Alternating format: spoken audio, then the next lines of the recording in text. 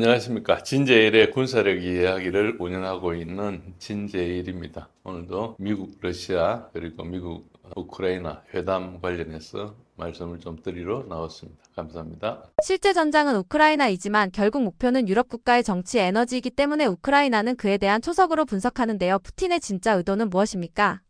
푸틴의 의도를 이야기하면서 굉장히 서방에서 내러티브가 많았거든요. 그 대표적인 것 중에 하나가 푸틴의 독재자고 구소련의 영광을 재현하기 위해서 영토 야욕이 있고 영토 확장을 하겠다. 근데 이게 이제 푸틴이 뭐라고 했는가 하니까 소련의 해체는 재앙이었다는 이야기를 한 적이 있었어요. 그 언급을 증거로 그래서 소련을 다시 구축하겠다 이런 이야기를 한 적이 있었어요. 그 이야기에 대해서 푸틴은 또 뭐라 했는가 하니까 소련 해체가 재앙이었다고 하는 것에 동의하지 않는 사람은 동정심이 없는 사람이고 소련을 다시 복구하겠다는 사람은 머리가 나쁜 사람이다.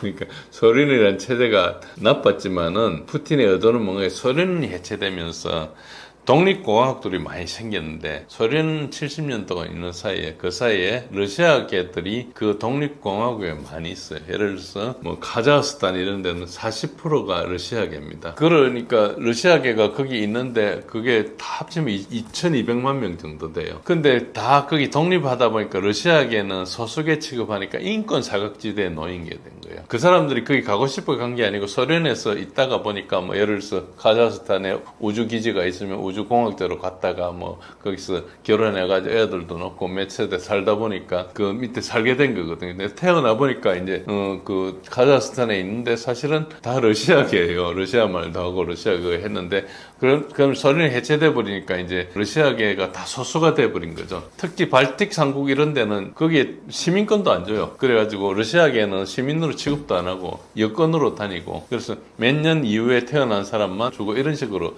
하고 있습니다. 우크라이나도 그 중에 하나였어요. 인종차별이고 인종청소를 하는데 우크라이나 땅에 지금 우크라이나가 자기가 뭐 과거에 영토 확장 시대 때 뭐 전쟁을 해가 얻었거나 이런 게 하나도 없습니다. 우크라이나는 나라 자체가 소련이 생김으로써 있었어요. 그 전에 조금씩 독립을 했지만 그게 우크라이나라는 사람들이 대부분 당시 폴란드 땅에 있었습니다. 그 지금은 우크라이나가 됐죠. 그 2차 대전 해가지고 소련이 이김으로써 폴란드 땅의 일부를 떼가지고 소련이 가져갔거든요. 거기에 있는 사람들이 우크라이나였어요. 그러니까 그때 당시에 갈라치아 지방이 중심으로 이제 지금 서부 우크라이나가 과거 폴란드 땅이었어요. 폴란드하고 헝가리 그쪽에 사람들 좀 있었거든요. 그런데 이제 그 소련이 되면서 이제 우크라이나 소셜리스트 리퍼블릭이라는 게 우크라이나 SSR이 있고 뭐 러시아 SSR이 있고 뭐 SSR 몇 개가 모여가지고 USSR이라는 걸 만들었거든요. 그래서 소련이 된 겁니다. 그렇게 하면서 이제 소련의 일부로서 우크라이나가 있다가 과거 러시아가 이렇게 얻었던 땅 노보러시아라 하는 그 굉장히 광활한 땅들이 우크라이나 동부 그 크림까지 전부 다가 러시아가 뭐 전쟁해가지고 다 얻은 땅이에요. 결국 전쟁하면서 목숨 바치고 얻은 거죠. 그때 당시에는 이제 전쟁으로 영토를 확장하던 시기였으니까. 우크라이나는 전쟁으로 얻은 게 아니고 그 광활한 땅을 그냥 소련이 해체되면서 얻은 거예요. 그거 자체는 뭐 문제가 없죠. 소련이 해체되면서 국가가 됐으면은 자기가 거기에 있는 다민족 국가를 경영하려면은 그 다민족 국가를 잘 대접해주고 어쨌든 국가를 경영해야 되는데 우크라이나계가 러시아계에 대해서 막 인종차별하고 인종청소하고 이렇게 하니까 이제 유지가 안 되는 거죠. 그 말 국가를 경영할 능력이 없는 거예요. 오스트리아가 중립을 유지한다. 오스트리아는 서너 개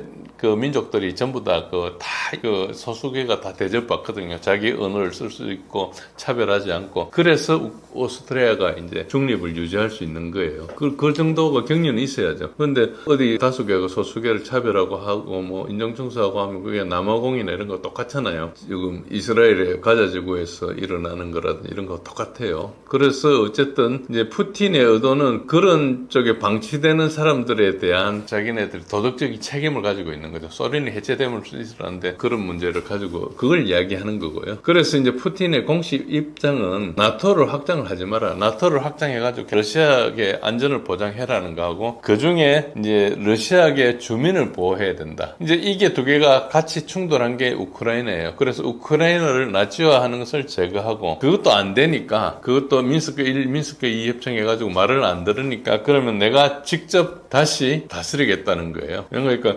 그 협정을 해가지고 자치권을 주고 주민투표를 해가지고 의사를 묻기로 했는데 투표도 안 하고 계속 사람만 죽이고, 특히 젤렌스키 전임 대통령 포로셴코는 공개적으로 마이크 대고 그 인종차별 이야기를 하고 그랬어요. 그런 정도죠. 그래서 푸틴은 구소련 잔류공화국에서 러시아계 주민의 인권 보호에 대한 자기가 도덕적 책임을 가지고 있다.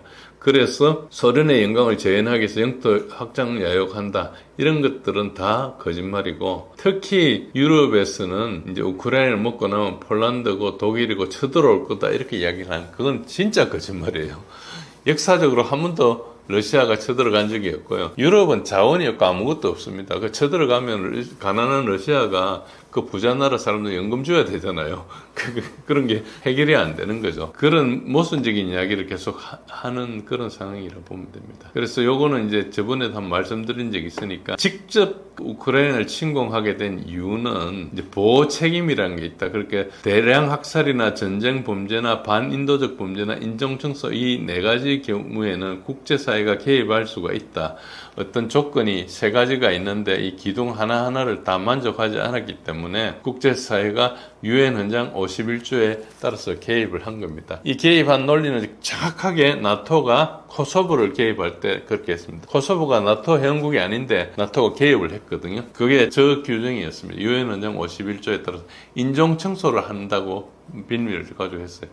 그 요거를 R2P, Responsibility to Protect라는 요건을 정확하게 만족하게 했어요. 이걸 보도를 하면은 푸틴이 침공한 게 정당화되니까 서방에서는 보도를 안 하죠. 그리고 요 세계적으로 이게 아까 말씀드린 데 이게 14,000명이 죽었어요. 빨간 글만 보시면은. 그리고 이야기를 하지 않는 것 중에 하나가 2021년 3월 24일 날 젤렌스키가 크림과 돈바스 지역의 재정복 행정명령에 서명을 했습니다. 그러니까 그쪽으로 쳐들어가라고 이야기한 거예요. 그래가 쳐들어갈 준비를 하고 있었던 거죠. 그래서 2021년 내내 돈바스 지역의 포격을 강화하고, 그래도 안 쳐들어오니까 2월 16일 날 이제 한 8일 동안에 포격을 2차 강화해가, 이거 보시면 포격이 막 엄청나게 늘어나고 있죠. 이렇게 해가지고 프로복트 한 겁니다. 유도를 해가지고 들어간 거고, 그래서 이 조건을 다 따지면은 아무 할 말이 없으니까 이걸 다 무시해버리는 거죠. 이걸 다루면은 명분이 해당이 안 되는 겁니다. 러시아가 속도전 대신 소모전을 택한 배경을 푸틴 체제 결속과 사회통제 차원이라는 정치적 목적도 포함되었다고 보십니까? 소모전 택한 이유는 나토의 반격을 대비한 게 가장 큽니다. 물론 뭐 소모전이나 기동전이나 속도전이나 여러 가지가 있는데요. 일단 러시아 입장에서 이걸 보면은요, 러시아가 러우전을 시작할 당시에는 자기가 우크라이나 한번 쳐들어가 보고 되면 말고 이런 건 아니고, 만약의 경우 나토가 반격할 걸 고려해야 되는 거거든요. 러시아는 우방이 없어서 혼자서 32개 나라하고 전쟁을 하는 최악의 상황을 항상 생각하고 했다는 거죠. 그래서 물론 처음에 들어갈 때는 기업을 줘가지고 협상을 하기 위해서 들어갔지만은, 그 다음에 전쟁을 하기로 결심을 해가지고 보리스 존슨에 와서 미국이 전쟁을 지원해주고 이렇게 해가지고 본격적으로 전쟁이 시작한 이제 2022년 4월 정도부터는 이제 전면전 상태로 들어간 거예요. 그래서 당장은 우크라이나하고 전투를 하지만은, 전투를 하다가 러시아가 소모가 극심해지고 하면은 약점이 있을 때는 나토가 미군을 동원해서 확 들어올 거 아닙니까? 그걸 항상 생각해야 되는 거죠. 그래서 러시아는 카드가 자기 한 카드밖에 없어, 우방이 없어요. 그러다 보니까 일단은 희생을 최소한 줄여야 된다. 그래서 계속 전력을 아껴서, 일단 왜 그런가, 공격을 들어가는 쪽이 불리해지거든요. 노출이 되기 때문에. 그래서 보통 방어가 좀 유리합니다. 어쨌든 소모전이라는 것은 위치전이거든요. 위치를 옮기지 않으니까 노출이 안 되는 상태에서 장거리 화력을 때리고, 이렇게 화력으로 막 때려서 이제 한 거죠. 그래, 화력의 우세로 이긴 거예요. 뭐 전차나 이런 게 기동하거나 하는 것은 제한적이고요. 대부분 화력으로 했는 거라 이렇게 보시면 되고요. 그래서 소모전은 내가 양적의 우위가 있어야 선택하는 게 아니고 기술적인 우위가 있어야 선택하는 겁니다. 병력인 작아도 관계없어요. 내가 적을 죽이는 비율이 적이 나를 죽이는 비율보다 훨씬 높으면 이거 장기적으로 계속하면은 적이 훨씬 빨리 줄어들지 않겠습니까? 이제 그걸 가지고 하는 거죠. 그거를 이제 군사적으로 손실 교환비라 그래요. 이제 분수를 넣고 밑에를 이제 아군의 손실 비율, 위에를 적군의 손실 비율, 그래가지고 손실 비율이 굉장히 높으면은, 그러면 내가 적보다 효율하게 싸우니까 이제 그때 선택하는 거죠. 손실 비율이 적에 대한 손실을 높이려면 어떻게 되겠습니까? 내가 기술적으로 뛰어나야 되겠죠. 그래야지 적보다 이제 적이 더 먼저 많이 빠른 비율로 손해를 입는 거죠. 그래서 이제 저것 때문에 하고 만약에 손실 교환비가 불리하다. 내가 지금 그냥 전투를 하다 보면 적보다 내가 손실이 더 많이 줄어든다. 그러면 택할 수 있는 게 위험을 걸더라도 한번 확 덤비는 거죠. 그래가지고 이 장기적으로 시간이 지나면 쭉 밀리는 이걸 하지 않고 단기 결전을 선택하는 거죠. 그래서 단기 결전을 하지 않은 이유는 기술적으로 우위에 있고 그리고 이제 전쟁을 잘 한다고 생각했기 때문에 들어가지 않고 자기 인명을 피해를 최소화하면서 이제 상대를 깔아먹는 거죠. 그래서 잘 보시면은 우크라이나 군을 파괴하는 게 아니고 나토 병기를 고갈시키는 거예요. 우크라이나가 이게 손실이 일어나면 나토에서 보충을 쭉 해가 들어오지 않습니까? 그럼 들어오는 직결지에다가 막 때리고 하거든요. 그래서 나토군이 들어오기도 전에 나토 전력들을 대부분 없애버리는 거죠. 그러니까 지금 현재 나토 병기고가 바닥이 나가지고 다시 이제 투자를 하자 이렇게 하고 해서 이제 지금 군사력 투자를 많이 하고 있죠. 그래서 나토 또 유럽에서 거의 생산이 3배가 늘었다든지 이런 이야기를 하고 있습니다. 어쨌든 그렇고 있습니다. 그래서 소모전 택한 이유는 빠른 승부를 하면은 손실 증가로 약점이 노출되기 때문에 이게 나토한테 공격을 당할 수 있기 때문에 그렇고요. 또 러시아 교리에도 좀 부합합니다. 러시아 교리는 영토 점령이 아니고 적의 전투력을 괴멸하는 그걸 유생역량 경멸이라고 그 스베친이라는 그 전략가가 1920년 30년대 쓴 책에 보면 저런 내용이 대부분 있습니다. 그래서 무엇보다 적을 할 수 있는 것은 군사 장비 기술도 뛰어나고 물자 비축량도 뛰어나고 생산량에서 우위에 있기 때문에 물량전을 할 수 있는 거죠. 그래서 병력을 많이 쓰지 않고 물량으로 퍼붓는 그런 걸 하고 있다 이렇게 보시면 됩니다.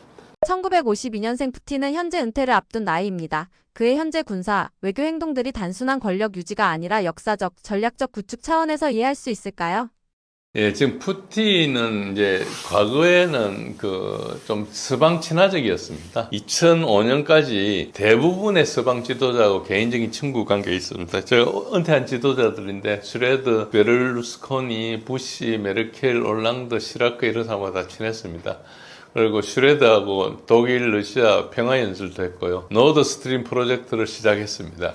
그걸 관계가 좋았기 때문에 했고요. 부시 대통령은 이제 푸틴을 보고 눈을 보고 아주 좋은 사람이라고 평가하고 굉장히 평이 좋았습니다. 근데 이제 서방의 악마화가 시작됐죠. 저게 이제 힐러리하고 러시아 게이트 이때부터 좀 시작됐는데 그전에도 좀 시작됐고 했는데 이제 푸틴을 살인자 히틀러 이런 걸로 레벨링을 했고 그리고 트럼프를 푸틴의 꼭두각시로 이렇게 몰아서 했죠. 최근에 러시아 게이트가 가짜라는 이야기 정부 발표를 한번 했었죠. 이제 털시 게바드라는 DNI 국장이 이야기를 해가지고 지금 이제 힐러리 이쪽에 이제 힐러리하고 오바마 소송이 들어가 있습니다. 즉 러시아 게이트를 계속 이제 누명을 쓰고 이렇게 얻어맞고 있다가 이제 법적으로 트럼프가 반박을 시작한 거죠. 그래서 이제 지금부터는 트럼프가 푸틴하고 자유로워요. 과거에는 꼭두각시로 이야기를 하니까 푸틴하고 친한 뭘 하면은 계속 그걸로 몰리지 않습니까? 근데 이게 가짜였다는 것을 이제 드러내고 이제 법적으로 소송을 하고 하니까 이제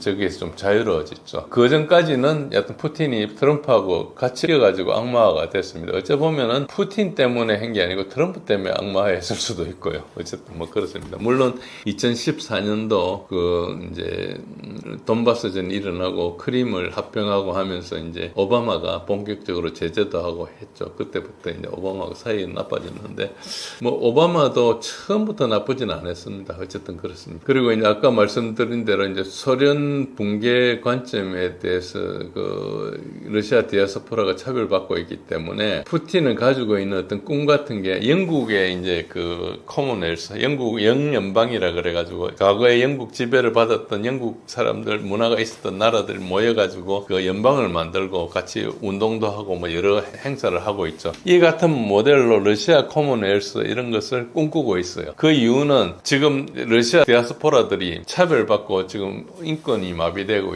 하기 때문에 지금 러시아 국력으로서는 그걸 다 하기 힘들지만 국력이 좀 크면은 그런 걸 모아서 이렇게 하려고 하는 그런다고 거기서 뭐 몇 대 살았던 사람은 갑자기 러시아로 이사 올 수도 없지 않습니까? 자기가 거기서 태어나고 살은 사람들 차별받고 있어요. 그런 것들이 좀 있고 그래서 이 장면들은 벌써 이제 옛날에 푸틴이 젊었을 때 요거는 이제 미넨 안보위에서 2008년도 이야기할 때입니다. 이런 굉장히 이제 서방하고 친하려고 했고 그리고 이제 푸틴의 장기적인 궁극적인 꿈은 아까 이야기한 대로 이제 유럽 안보의 새 구조를 떤다. 그래서 나토를 해체하고 새로운 조약으로 국경이나 현실을 규정하고 러시아하고 나토 간의 상호 위협을 제거한다. 푸틴이 클린턴 대통령 마지막 시기에 푸틴 대통령이 됐거든요. 마지막 임기 1년 때. 그때 이제 푸틴이 클린턴한테 러시아도 나토 가입해달라고 요청한 적이 있습니다. 그러니까 뭐 클린턴 얼굴이 백지장이 됐다고 그랬죠. 그래서 위협을 러시아로 삼고 있는데 가입해달라 그러니까. 어쨌든 푸틴은 그렇고요. 어쨌든 우크라이나 휴전은 그건 하나의 중간 목표고 얄타나 빈헤이처럼 새 평화 시대를 여는 것이 이제 푸틴의 정치가로서의 꿈이고 미국과 러시아 관계도 이제 미래를 좀 생각하려고 하고 있고 그래서 푸틴과 트럼프 간의 이제 이해관계가 좀 맞물림되고 있죠. 어쨌든 그렇고 최근에는 아까 이야기한 대로 꼭두각시 누명을 탈출해가지고 트럼프가 이제 상당히 좀 자유롭게 되고 있는 상황이죠. 그래서 지금 푸틴 입장에서는 단기 사건은 어찌 보면 신뢰 징검다리고 장기 목표는 미국과 러시아 관계를 개선하고 유럽 안보를 재편하면은 자기 은퇴 전에 평화의 기틀을 만들어 놓고 러시아를 이제 부세에 물려준다 이런 생각을 자기가 피력하고 그렇게 우리도 알고 있어요. 아는 사람들은. 예. 이번 알래스카 회담에서 휴전 합의는 불발로 그쳤습니다. 하지만 트럼프는 평화 협상의 시작을, 푸틴은 외교적 승리를 강조했습니다. 두 정상의 목적과 의도가 어떻게 다르다고 생각하시나요? 우선 이제 알래스카에서 회담을 한 것은 자체는 이제 아주 성공이죠. 그동안 3년 반 동안 전혀 러시아하고 대화가 없다가 이제 미국 대통령이 열었으니까 그건 잘 된 건데 일단 굉장히 좀 복잡한 이야기들이 나오는데 우선 용어부터 좀 확실히 알 필요가 있어서 개념을 잠깐 설명하겠습니다. 시스파이어를 해가지고 휴전 협정이라 하는 이야기를 계속 하자고 트럼프 대통령이 취임 이후 6개월 동안 계속 이야기를 했어요. 푸틴은 들은 척도 안 했죠. 그 부분에 대해서. 그리고 지금 피스 딜이라 그래요. 평화협정이라 하기도 하고 종전협정이라 하기도 하는데 그 두 가지를 가지고 서로 당기고 밀고 그렇게 했습니다. 휴전이란 것은 뭔가니까 전쟁 중에 일정 기간을 전투행위를 멈추는 겁니다. 우리나라하고 북한 사이에 지금 6.25 이후에 지금 멈춰 있죠. 70 몇 년간 멈춰 있는 거지만 어쨌든 공식적으로는 전쟁 상태가 계속되고 잠시 이제 서로 약속을 하고 멈춘 겁니다. 그래서 누가 약속을 깨면 다시 전쟁이 시작되는 겁니다. 그리고 종전협정은 완전히 이제 전쟁을 멈추고 더 이상 적대 행위가 없는 걸 말합니다. 종전협정을 맺고 나면 그다음부터는 평화 상태가 됩니다. 그래서 그거를 피스 딜이라 그럽니다. 뭐 평화협정이라 하기도 하고 종전협정이라 하기도 하고. 우리가 휴전협정이 맺은 게 아니고 이제 북한하고 유엔사 간에 맺은 거기 때문에 이제 미국이 북한하고 평화협정을 하면 우리가 이제 휴전 상태가 아니고 종전 상태가 되니까 뭐 그런 게 되기를 바라는데 복잡하게 뭐 핵 문제도 있고 하다 보니까 이제 안 되고 있죠. 어쨌든 그런 차이가 있습니다.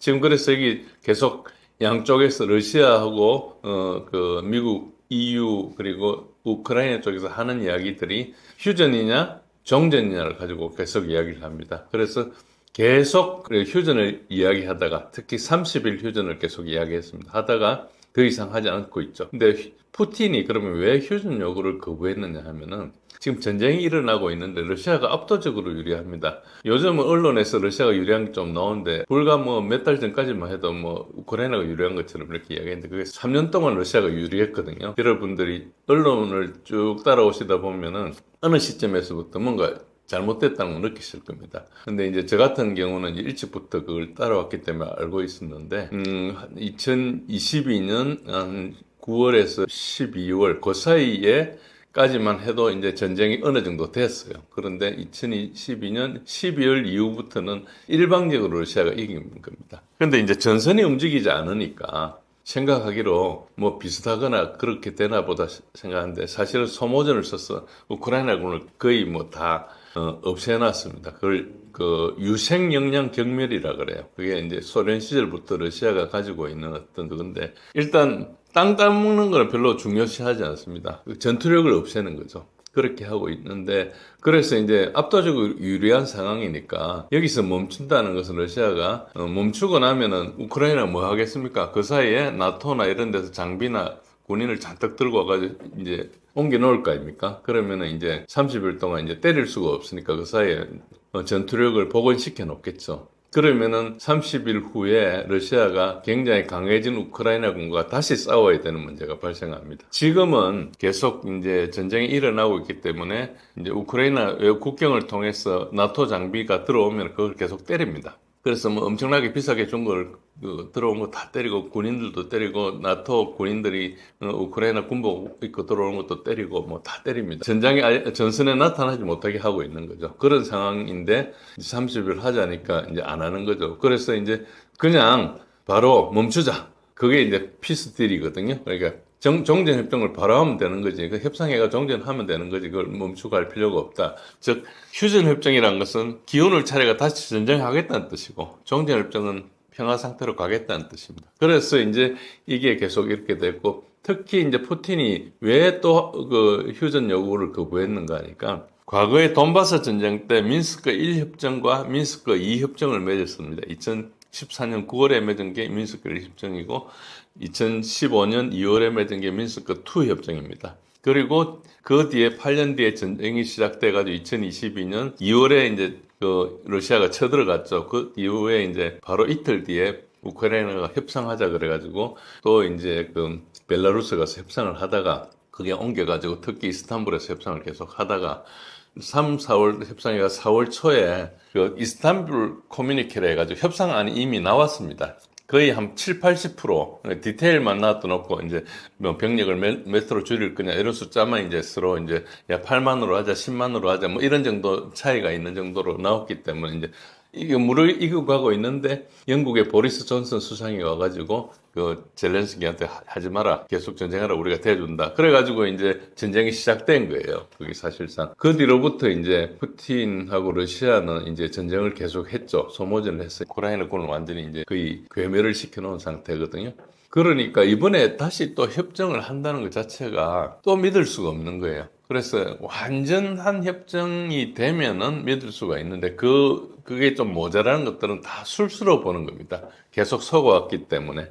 그리고 이제 휴전을 하면은 이제 우크라이나는 우리나라는 155마일, 255km의 휴전선이 있습니다. 그런데 우리 국토 중에 그래도 가장 짧은 쪽에 속해요. 지금 허리가 잘록한데 이제 휴전선이 있는데 그것만 해도 뭐 우리 병력으로 지키기 힘들지 않습니까? 우리가 뭐 50만 병력을 가지고 그걸 하는 것도 힘든데 우크라이나는 휴전선이 길이가 1,500km, 2,000km 된다. 이게 꼬불꼬불꼬불하니까 합치면 뭐 굉장히 깁니다. 2,000km가 이상 되는데 거기에 병력을 동원해가지고 그걸 감시할 기구를 설치한다는 이런 게 되게 어렵습니다. 뭐 중립국 감독위원회 이런 데 와서 감시를 해야 되는데 휴전 30일 하는 동안 계속 사격을 하거나 뭐 딴짓을 해도 그 감시하는 사람이 없으면 그걸 고발할 수도 없고 그걸 그냥 말로만 휴전하는 거고 지키는 사람만 손해보는 이런 일이 지난 5월 달에도 있었거든요. 3일 휴전할 때 우크라이나 계속 위반했었습니다.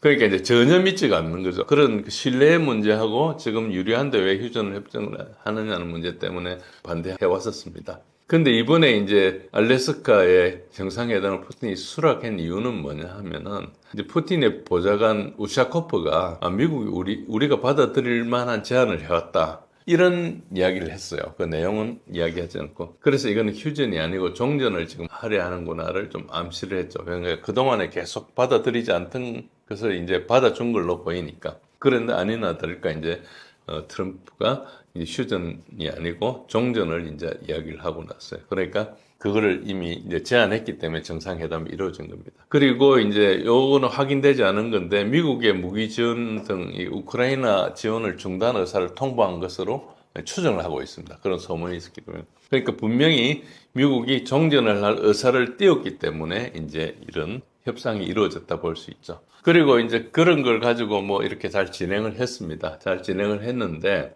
이제 트럼프하고 푸틴은 협상을 끝나고 나면서 했던 말이 약간 달라요.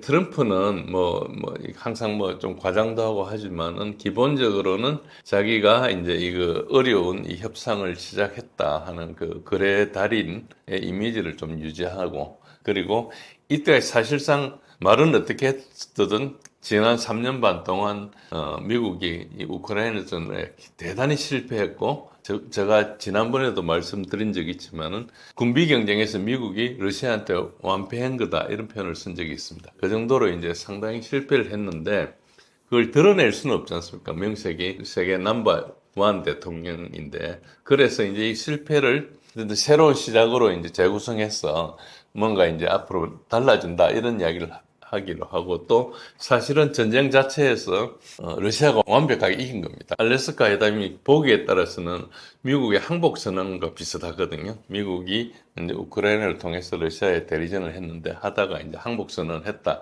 이거와 비슷한데, 가서 보면은 항복 선언 분위기가 전혀 아니잖아요.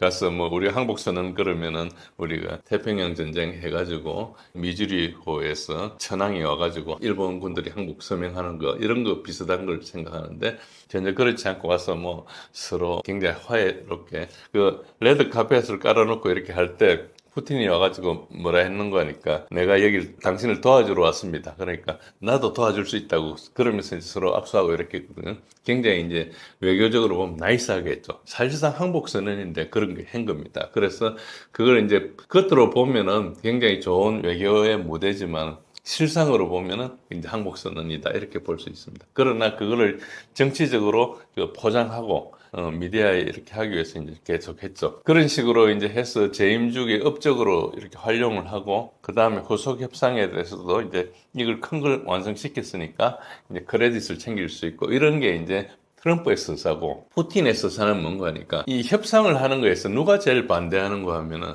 국내의 강경파들이 반대합니다. 이때까지 전쟁한다고 고생했는데 왜 중간에 멈추느냐. 완전히 이번 기회에 쓸어버려가지고 절대로 우크라이나가 딴짓 못하게 하자. 이렇게 하는 게 이제 이야기인데, 푸틴은 그렇게 하고 싶지가 않은 거예요. 그래서 푸틴의 한마음에는 전쟁을 멈추고 나면은 다시 서방하고 좀 친구가 된다는 이런 생각을 가지고 있는 거예요. 그러니까 전쟁을 하면서 러시아 혼자 그 32개 나토 국가하고 이렇게 상대를 하고, 그하고 연결되어 있는 다른 나라 합쳐서 한 50개국하고 상대를 했거든요. 그리고 자기는 중국하고 이란하고 북한하고 막 이렇게 지냈잖아요. 그리고 옆에 이제 자기 나라나 다름없는 벨라루스하고 이렇게만 지냈어요. 그러니까 이제 버틸 수는 있는데, 이제 나라가 좀 힘드니까, 앞으로도 힘들 거니까, 이제 전쟁 후관 문제니까, 이제 이런 쪽에 하면서 미국을 등에 업고 이제 여러 가지 이제 외교 관계도 복원하고 이런 거 하기 위해서 미국한테 전혀 치욕을 주지 않게, 기분 나쁘면 나중에 어떤 게 다시 또 다른 관계가 벌어질 수 있잖아요. 그러니까 굉장히 친절하게, 이게 뭐 항복하고 전혀 관계없이, 사실 러시아군이 죽은 사람 총에 다 미국 총에 의해서 죽은 거잖아요. 미국 포탄에 의해서 죽은 거고. 그런 원수 관계이지만은 이제 그렇게 이제 했죠. 그래서 푸틴은 국내에서 일단 이만큼 하면 됐다. 그래서 일단 강경파 이미지는 유지하면서도 불만을 완화하고, 국제적으로는 앞으로 이제 서방하고 관계도 좋아지고 남아있는 협상에서도 관철을 할 것이다. 이런 걸 좀 이야기를 하고, 특히 이제 이 전쟁이 유럽, 특히 나토 회원국을 중심으로 하나가 돼서 이제 러시아를 쳤는데, 트럼프가 되고 나서부터는 유럽하고 미국이 분리가 됐어요. 그래서 이 균열을 계속 유지해야 되는 그런 측면이 있죠. 그래서 이제 트럼프한테 계속 이렇게 친하게 지내면 자연히 벌어지게 되는 거죠. 그래서 양쪽 다 뭐 성공도 하고 실패도 했는데, 어쨌든 이 과거의 전쟁을 다시 이제 벗어나서 새로운 출발을 하겠다, 이런 이제 시동을 했습니다. 그러나 후속 회담에 엄청난 난항이 있기 때문에 지켜봐야 됩니다. 그래서 지금 언론에 나오는 걸로 봐서 뭐 됐다, 안 됐다 이렇게 판단하기는 상당히 이르다, 이렇게 말씀드릴 수 있습니다. 회담 장소가 알래스카였다는 것이 흥미로운데요. 과거 러시아의 영토였고 국제형사재판에 관할이 미치지 않는 곳이라는 점에서 트럼프와 푸틴이 얻으려고 한 효과는 무엇입니까? 알래스카는 이 그림을 한번 보시면은, 이게 이제 이 화가가 그린 그림입니다. 이제 알래스카를 이제 구매한 것이 1867년인데요. 이게 본래 러시아 땅이었어요. 러시아 땅을 이제 미국에 팔은 겁니다. 저 때는 러시아하고 미국이 상당히 관계가 좋았습니다. 그리고 역사적으로도 러시아와 미국은 관계가 되게 좋았습니다. 언제 나빠졌는가 하니까 2차 대전이 끝나고 나서 냉전이 시작되면서 소련과 미국이 이제 대결을 하면서 45, 6년간 이렇게 이제 서로 넘버 원, 넘버 투였으니까 이렇게 이제 공산진영, 자유진영 이렇게 해가지고 싸우면서 이제 관계가 좀 나빠지긴 했는데, 그래도 뭐 서로 간에 죽이고 살리고 한 건 아니고 냉전이었기 때문에 그렇게 뭐 엄청나게 나빠지지는 않았습니다. 그러나 이제 냉전 후에 탈냉전기에 미국이 이제 슈퍼파워가 돼가지고 완전히 일극체제였거든요. 지금까지 한 30여 년간 미국을 따라잡을 아무런 나라가 없었습니다.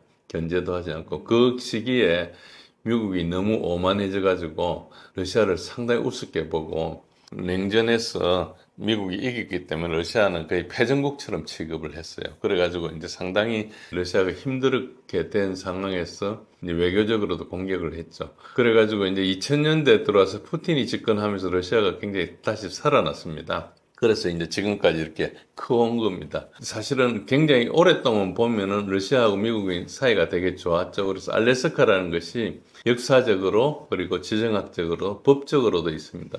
법적으로 그렇게 중요한 건 아닌데 어쨌든 과거 영토고 알래스카하고 지금 베링의 사이에서 알래스카하고 러시아하고 사이가 88km, 뭐 어떤 경우는 가까운데 섬은 뭐 40km 정도 떨어져 있다 이렇게 이야기합니다.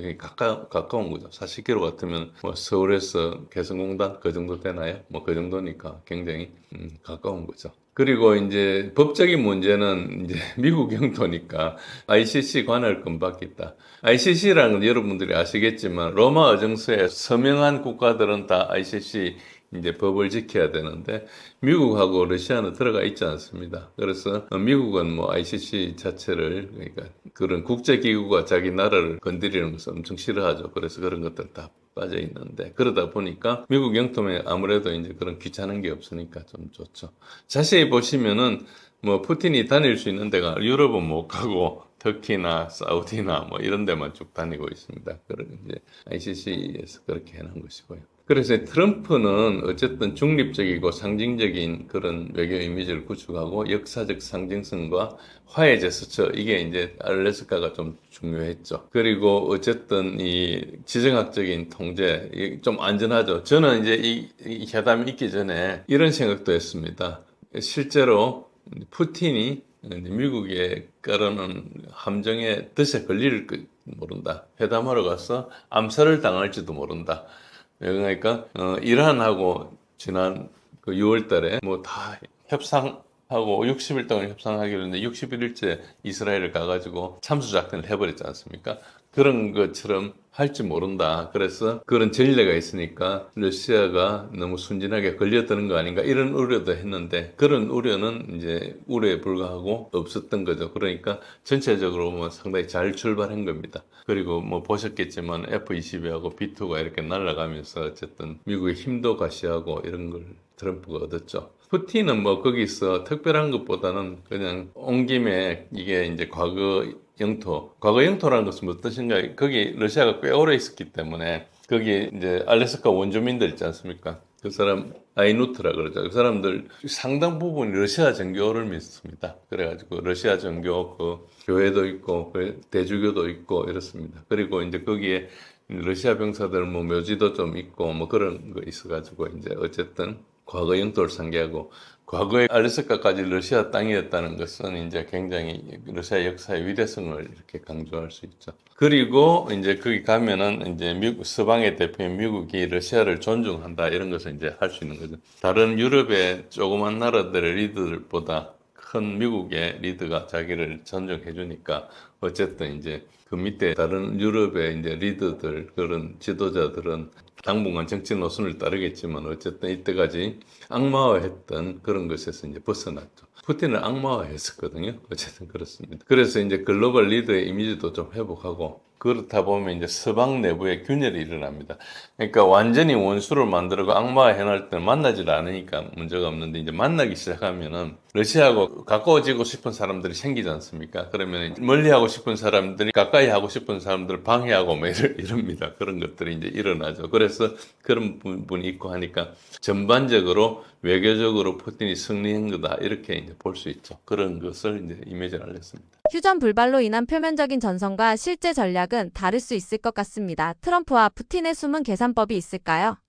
그냥 드러나는 게 대부분인데 이제 숨었다는 것은 뭔가니까 이제 아직까지 회담 결과를 공식적으로 발표하지는 않았거든요. 대부분 회담이 또 그 협정이 맺어진 것도 아닙니다. 1차 했고 이제 앞으로 더 하자는 식으로 했기 때문에 이게 시작이라고 볼 수 있죠. 그러나 이제 전쟁 종식의 관점 차이가 해소됐습니다. 그동안에 아까 말씀드린 휴전이나 종전을 가지고 계속 끌어왔는데 어쨌든 미국이 러시아 입장을 받아들인 거죠. 그리고 두 번째는 이제 2014년부터 지금까지 11년간 계속 이 원수 관계였거든요. 2014년도에는 오바마가 러시아를 제재했었습니다. 그래가지고 그 뒤로부터는 사실상 그 미국하고 러시아 관계는 계속 이제 나빠지고 왔습니다. 그래서 아마 그동안 있었던 여러 가지 협상이나 그 안에 있었던 내용들을 트럼프 대통령이 다 모를 거예요. 세세한 것들을. 그래서 러시아의 이제 거물 외무 장관이죠. 라브로프가 지난 11년간 이 협상이 어떤 걸 한 10분 정도 설명했다 그런 거죠. 그래서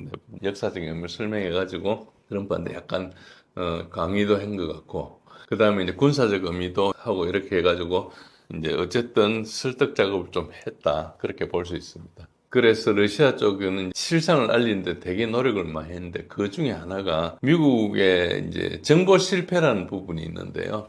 이게 이제 바이든 정권 때 전쟁을 시작해가지고 지금 트럼프 정권이 했잖아요. 그러면은 그게 군사 정보나 이를 다루는 사람들이 실무자는 안 바뀌었지만은 의사결정자들은 많이 바뀌었거든요. 기관장들이나 중간 간부들이나 우리 같으면은 국정원장 바꾸고 그다음에 기조실장 바꾸고 몇 사람들 바꾸지 않습니까? 그렇게 이제 위에는 좀 바뀌는데 그러다 보면 전장 정보에 대한 어떤 문제가 있는 거니까 여러분도 아시겠지만 전쟁이 현대전은 내러티브 워페어라 그래가지고 실상을 그대로 보도하는 게 아니고 전쟁을 수행하기 유리하게 언론을 보도를 합니다. 특히 이제 우리나라에서 이 러우전에 대해서 잘 모르게 된 이유 중에 하나가 뭔가 서방 언론들이 다 동원돼 가지고 실상과 관계없는 내러티브를 했어요. 왜냐하면 전쟁을 해야 되는데 우크라이나를 대리 삼아가 전쟁을 해야 되는데 우크라이나가 나쁜 애들이고 얘네들이 문제를 일으키고 이런 걸 이야기하면 지원이 안 되지 않습니까? 목적은 러시아를 이제 부수는 건데 러시아를 부수는데 우크라이나를 대리로 쓰는 거예요. 우리가 북칠 때 붕 하는 소리 나는 있잖아요. 그것처럼 그걸 이제 배터링 램이라 그래요. 그 몽둥이로서는 우크라이나를 이제 사용하는 그런 상황인데 사실은 푸틴이 막 침략해왔다 이런 이야기를 계속 이야기를 했는데 자세히 들어보면 푸틴이 침략해온 건 맞지만은 푸틴한테 침략해오라고 싸움을 걸은 거거든요. 계속.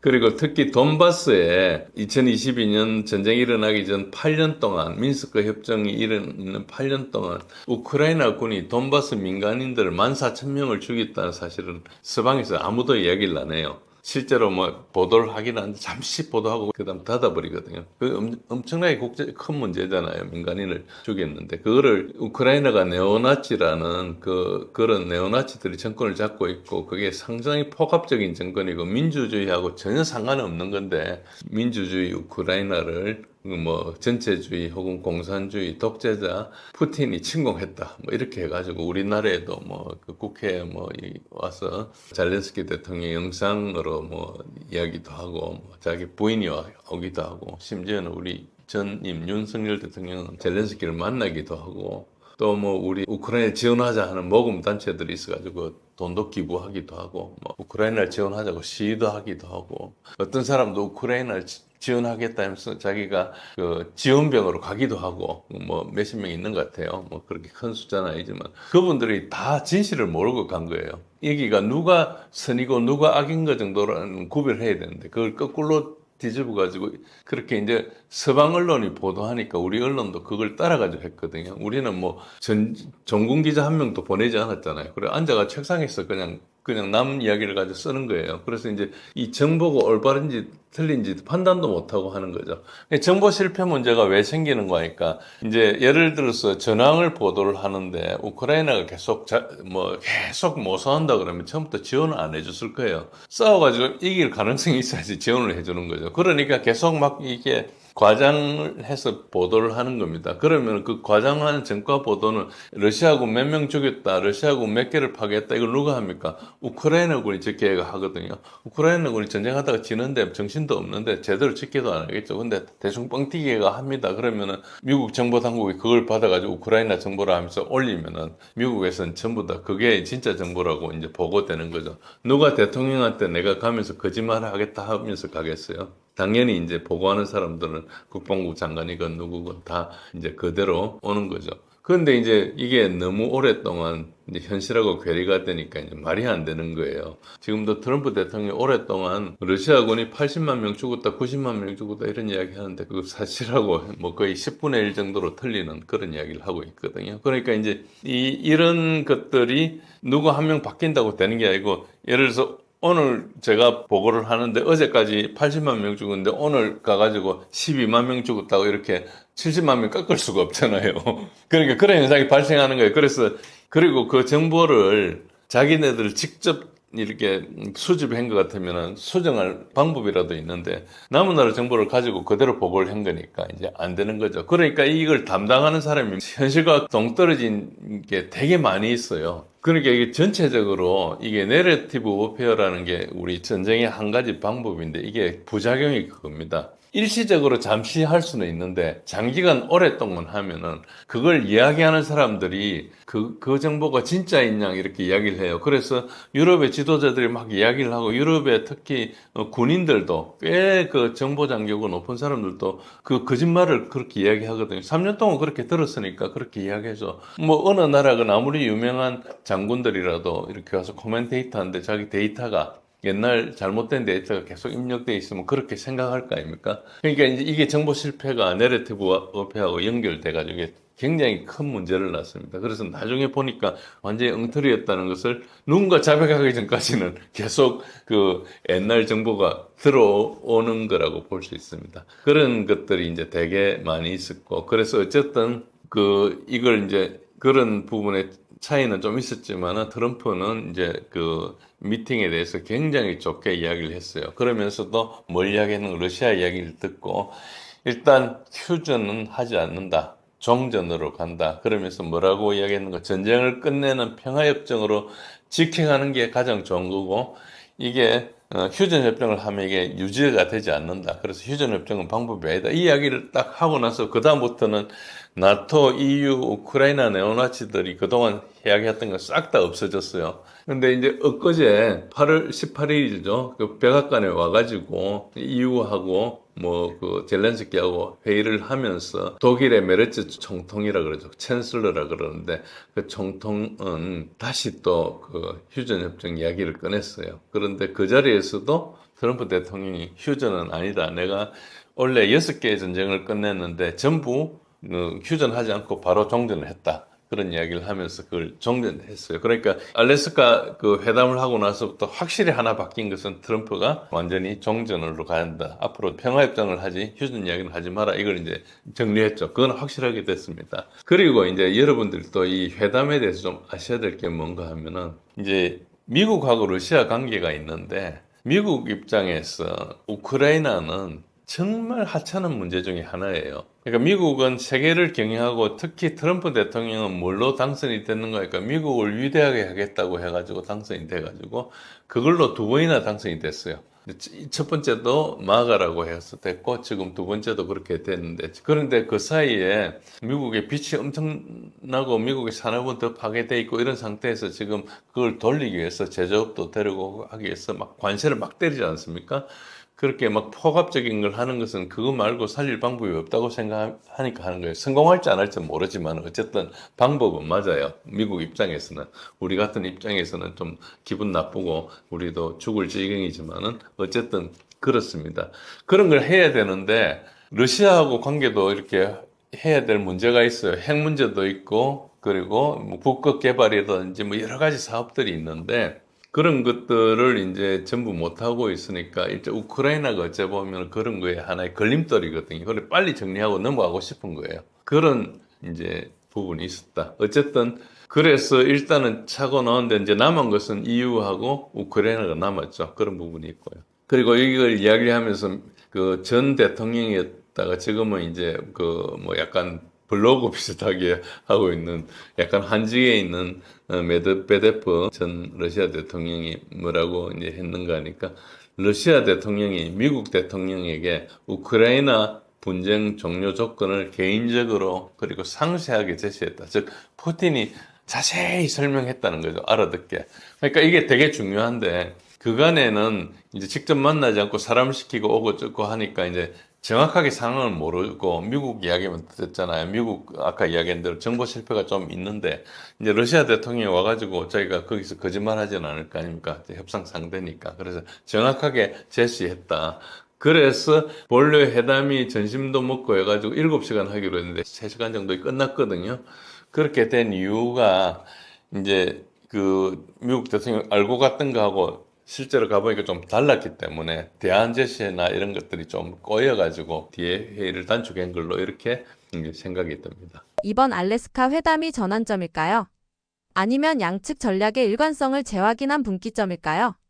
예, 분명히 전환점이죠. 어쨌든 이 이제 끝나고 나서 이렇게 이제 발표를 했는데 이 발표는 이제 푸틴 대통령이 12분 중에 8분을 이야기했고요. 푸틴 대통령은 자기가 써와서 읽었습니다. 그 말은 요점을 딱 정리했다는 것이고 이제 트럼프 대통령은 사실 내용을 잘 모르니까 거기에 있는 인상을 가지고 이제 대략 이야기를 했습니다. 그래서 이제 전반적으로 보면은 이제 알래스카 정상회담이란 게 그간에 있었던 외교 공백 상태를 이제 깼다는 것이고 그것도 최고 수장들을 만났다는 게 되게 크고 러시아 입장에서 보면 서방에서 러시아를 계속 고립했던 것에 대해서 이제 드디어 이제 고립 정책을 깼다는 거죠. 이제 고립 정책이 이제 붕괴됐다는 것을 상징적으로 했기 때문에 이거는 분명히 전환점입니다. 물론 여기서 이제 발전을 해야 되는 거죠. 그래서 하나의 지금 포인트에 불과하지만 전환을 했다는 것이 되게 중요하고 우크라이나 전쟁의 해결을 주요 의제로 삼았지만은 사실 내용을 다 공개를 안 했기 때문에 정확히 알 수가 없고 그러나 드러나는 걸로 보면 숨겨진 합의가 있다면 트럼프가 푸틴의 입장을 상당히 많이 받아들였다 그렇게 볼 수 있고요. 푸틴이 나중에 문제 해결에 가까워졌다 이야기했거든요. 그 말은 문제 해결은 안 했지만 설명을 충분히 했다는 것이고 그래서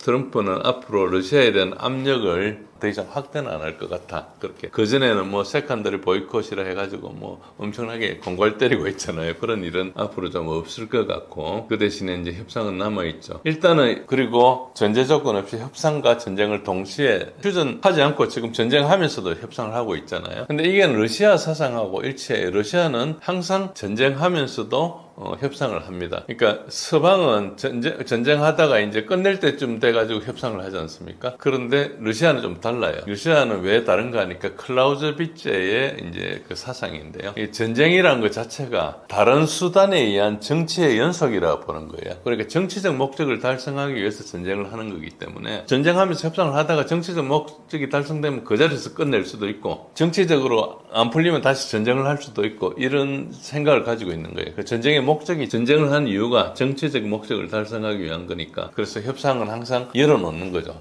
그 협상을 통해서 정치적 목적이 달성되면 전쟁할 필요가 없잖아요. 그러니까 이건 뭐 어떤 뭐 사생 결단을 하고 하는 게 아니고 정치적 목적을 달성하기 위한 전쟁이기 때문에 그렇다는 것이고요. 그래서 이 테마를 보면은 지금 트럼프가 푸틴의 어떤 사고방식으로 접었던 걸로 볼 수 있죠. 어쨌든 이해는 됐는지 안 됐는지 모르지만 일단 받아들인 걸로 볼 수 있고요. 그리고 이제 기본적으로 이러다 보니까 러우전의 정전협정이 남았지 않습니까? 그럼 결과 도출의 책임이 누군가니까 우크라이나하고 유럽에 간 거예요. 미국은 이제 좀 빠진 겁니다. 그런데 다시 이제 젤렌스키를 불러가지고 하면서 약간 백을 한 그런 측면이 좀 있습니다. 어쨌든 그래서 아까 말씀드린 대로 이 레드 카펫에서 처음에 이제 푸틴이 와가지고 악수하면서 내가 당신을 도우러 왔다. 그리고 푸틴도 나도 도울 수 있다. 뭐 이렇게 이야기하면서 굉장히 화해 연출을 잘했다 이렇게 볼 수 있습니다. 이번 회담에 우크라이나는 배제되었습니다. 시간이 가면 갈수록 우크라이나에 불리해지고 있는 상황인데 우크라이나가 빠진 의미 그러니까 우크라이나 지도부의 속내와 향후 러시아-우크라이나 전쟁의 흐름을 어떻게 생각하십니까? 보시면은 우크라이나가 배제된 이유는 뭐 아까 말씀드린 대로 우크라이나 자체가 여기 끼어들 상황이 아니고 미르 관계가 더 큰 이슈고요. 이걸 이제 뭐 사람들은 이야기할 때는 뭐 그 19세기적 외교라 그럽니다. 뭐 강대국들이 피해 당사를 제어하고 논의한다. 그런데 사실 이 전쟁의 주인이 우크라이나가 아닙니다. 우크라이나는 대리인이고 주인은 미국과 유럽이었어요. 그 미국과 유럽이 같이 하다가 정권이 바뀌면서 이제 미국이 빠질라 하는 이런 상황이 있는 것인데 미국하고 러시아의 관계는 굉장히 복잡한 사안이 지난 3년간 동안 방치되어 있습니다. 가장 중요한 게 핵 협상이거든요. 핵은 뉴스타트라는 게 하나가 있고 INF가 있고, INF는 이제 트럼프가 2019년에 나왔죠. 그리고 AMD는 조금 더 오래전에 부시 대통령 때 나왔는데요. 이런 것들이 되게 중요한데 이걸 놔두놓으면 이제 핵전쟁의 위험이 굉장히 높아지는 거죠. 이 뉴스타트가 이제 2026년 내년 2월 달에 익스파이어가 됩니다. 그러니까 벌써 지금 6개월도 안 남았으니까 벌써 그 전부터 협상을 하고 있어야 되거든요. 근데 전혀 이제 서로 간의 외교 어느 정도인가 미국이 스위프트망을 막아놔가지고 이제 주미 러시아 대사관에 있는 직원들이 은행 계좌를 못 씁니다. 그래가지고 굉장히 불편할 정도로 이렇게 만들어 놓을 정도로 이제 제재를 많이 했죠. 그러니까 이게 이제 미해결돼 있으니까 사업 같은 거는 특히 미국이 러시아에 투자를 한 미국 기업들이 되게 많은데 철수하는 바람에 돈을 엄청나게 손해보고 있죠. 알래스카 협정 끝나고 푸틴 바로 사할린에 있는 그 엑슨모빌, 미국의 엑슨이 이제 거기서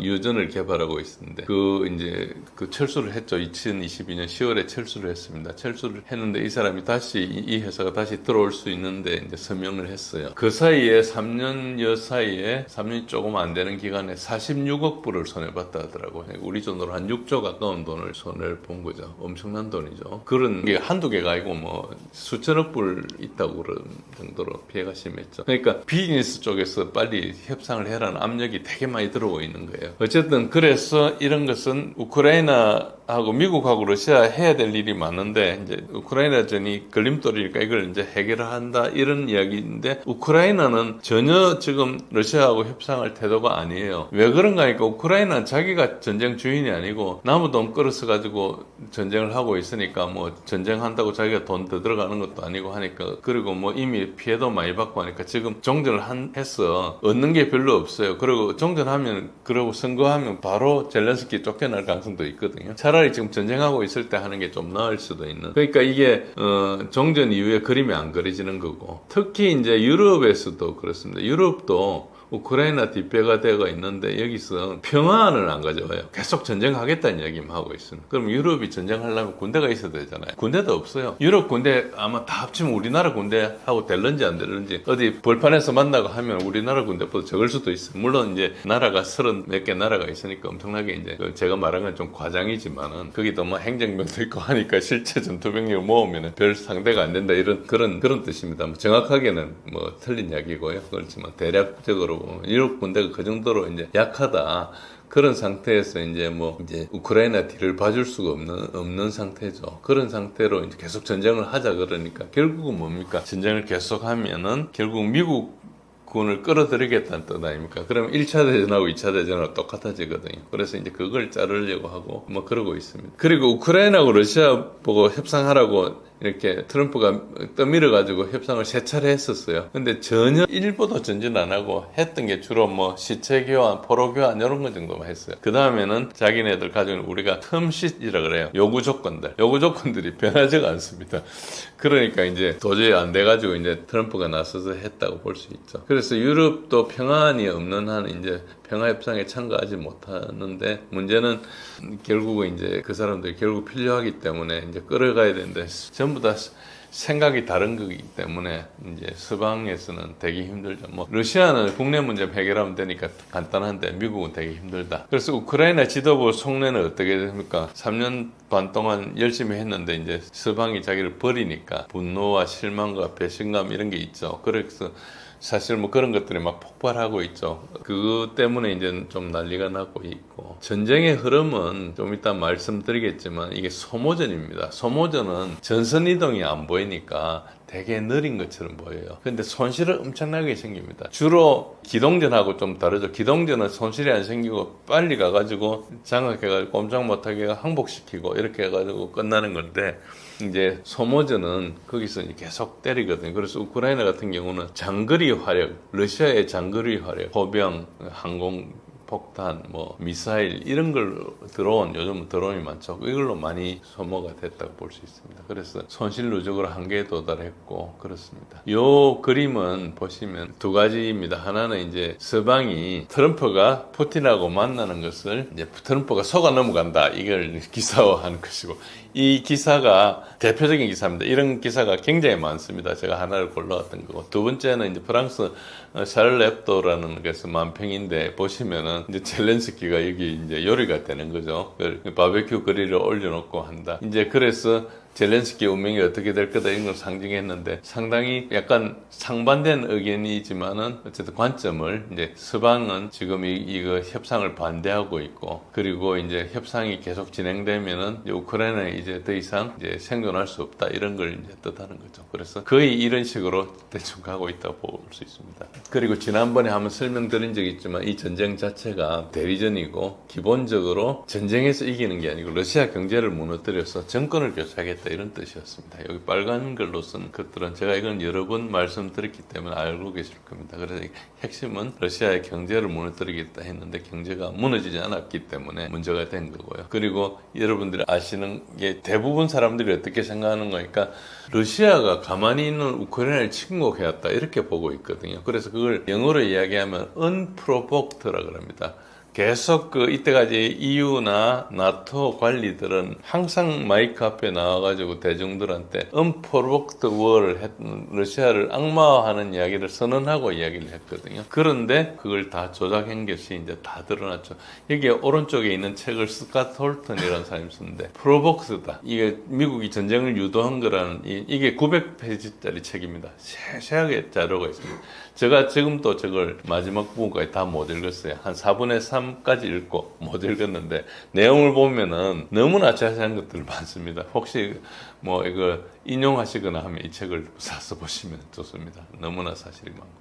그런데 이제 질문 중에 하나가 뭔가, 지금 왜 이때 갑자기 회담을 했을까? 근데 이걸 아셔야 됩니다. 이게 2014년, 2015년도에 있었던 데발체보 전투입니다. 이게 이제 돈바스 내전이 일어나가지고 2014년부터 전쟁을 쭉 했는데, 하다가 이제 우크라이나 군이 우크라이나 반군한테 지금 포위되는 그 장면이 지금 화살표 끝에 있는 데가 데발체보라는 데인데, 저기가 함락되게 돼가지고 이제 그러면 이제 우크라이나 군이 이제 반군한테 함락이 되는 상황이지 않습니까? 그래서 저것 때문에 메르켈 당시 독일 총통이 모스크바에 달려가가지고 푸틴한테 회담하자고 막 이야기를 해가지고 합의를 한 거예요. 미스크2 합의를. 그리고 물론 안 지켰죠. 그때 이제 뭐 지금 같으면은 좀 작은 전투인데, 그때는 이제 큰 전투였습니다. 그때 뭐 벌써 몇백 명이 죽고 포로가 300명 이상 잡히고 이렇게 하고 우크라이나에 철수를 하게 됐는데, 요때 미스크2 협정이 일어났거든요. 요 전투를 계기로. 지금 보시면은 도네츠크에서 저런 상황이 있습니다. 오른쪽에 보시면은 동그라미 4개가 있는데 저기가 중요한 도시입니다. 자세히 보시면은 맨 밑에 있는 포크롭스크라는 지역이 이제 포위가 돼가지고 이제 거의 이렇게 돼 있죠. 그리고 러시아군이 이제 빨간 화살표 방향으로 계속 진행을 하면 주위에가 이제 함락되기 되게 쉽게 돼 있습니다. 왜 저런가 하니까 저기가 도로가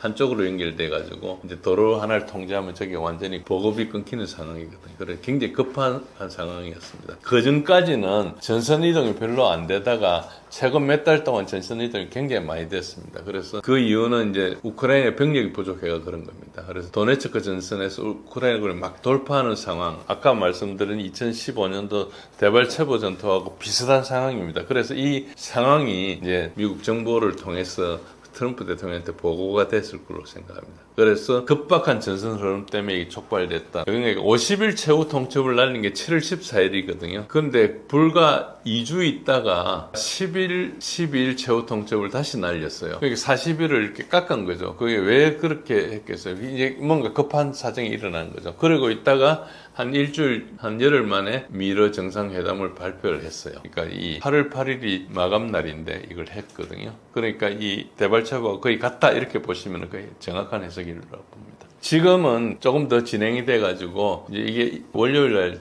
전황인데 도네츠크 전선의 포크롭스크는 지금 보시면은 굉장히 함락의 위험이 있고 지금 여러 가지 뭐 투입하고 있지만 이 병력비가 10대 1 정도로 우크라이나 열세입니다. 지금 요 자세히 보시면 이제 포크롭스크 도심에도 이렇게 진출해 있습니다. 도심에 진출해 있고 테로는 차단돼 있고 나가는 E50이라는 이 빨간 길로 된 이 도로 여기가 한 군데가 있는데 여기가 포병으로 러시아군이 통제할 수 있기 때문에 여기 있는 조그만 부대들은 별로 힘을 못 쓰는 그런 상황이 되어 있습니다. 그래서 이게 굉장히 급하기 때문에 빨리 이제 저걸 해야 되고 그 옆에 콘스탄티노프크나 위에 있는 리만 쿠판스크도 비슷합니다. 전선을 쫙 보시면 꼬불꼬불꼬불하죠. 꼬불꼬불하면 이게 이제 위험하다 이렇게 보시면 됩니다. 전선이 팽팽하게 있다가 어떻게 하는가 한 군데 돌파를 합니다. 여러 군데 쑤셨다가 이제 좀 약한 쪽으로 돌파를 쭉 해가지고 돌파해서 들어간 다음에 전과 확대를 하고 전과 확대를 하면은 깊이 가죠. 그러면 또 다른 데서 이렇게 깊게 이렇게 우리가 핀스라 그럽니다. 이렇게 집게 모양으로 이렇게 쭉 벌려가지고 이제 러시아군은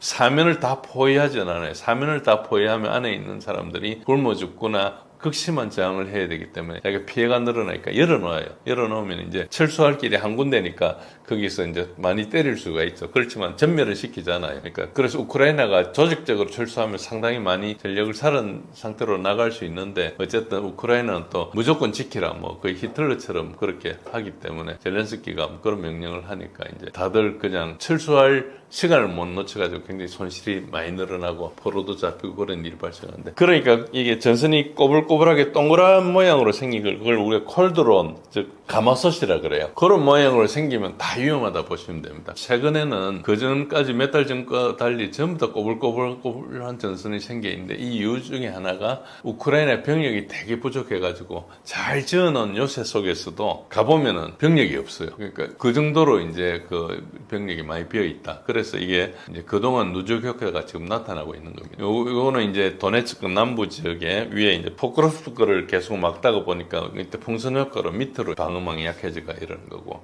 그리고 드네프로주 도네츠크 오블레스트 옆에 이제 드네프로 페트로주가 있는데 그 주에도 이미 돌파를 해가 들어갔습니다. 여기 노란 선이 쭉 있잖아요. 이 안에가 이미 이제 새로운 주로 들어간 겁니다. 그러니까 이제 뭐 도네츠크 일부는 아직 러시아가 아직까지 우크라이나군을 돌파하지 못했고요. 그러나 밑에는 이제 들어가고 그래서 전선이 굉장히 다이나믹하게 움직이고 보시면 잘 보시면 이런데도 전부 아까 말씀드린 대로 이런 포위망이 형성되고 있죠. 콜드론 같은 형성되면 여기 있는 부대가 곧 빠지게 나가게 됩니다. 그런 식으로 계속 반복하고 있어요. 그래서 우크라이나 내부에서 약간 붕괴가 일어나고 이 편지가 뭔가니까 지금 더 버틸 수 없는데 빨리 협상이 진행됐으면 좋겠다 이런 편지를 쓰고 있습니다. 웃을 일은 아니지만 이게 벌써 한 2주, 3주 전 이야기네요.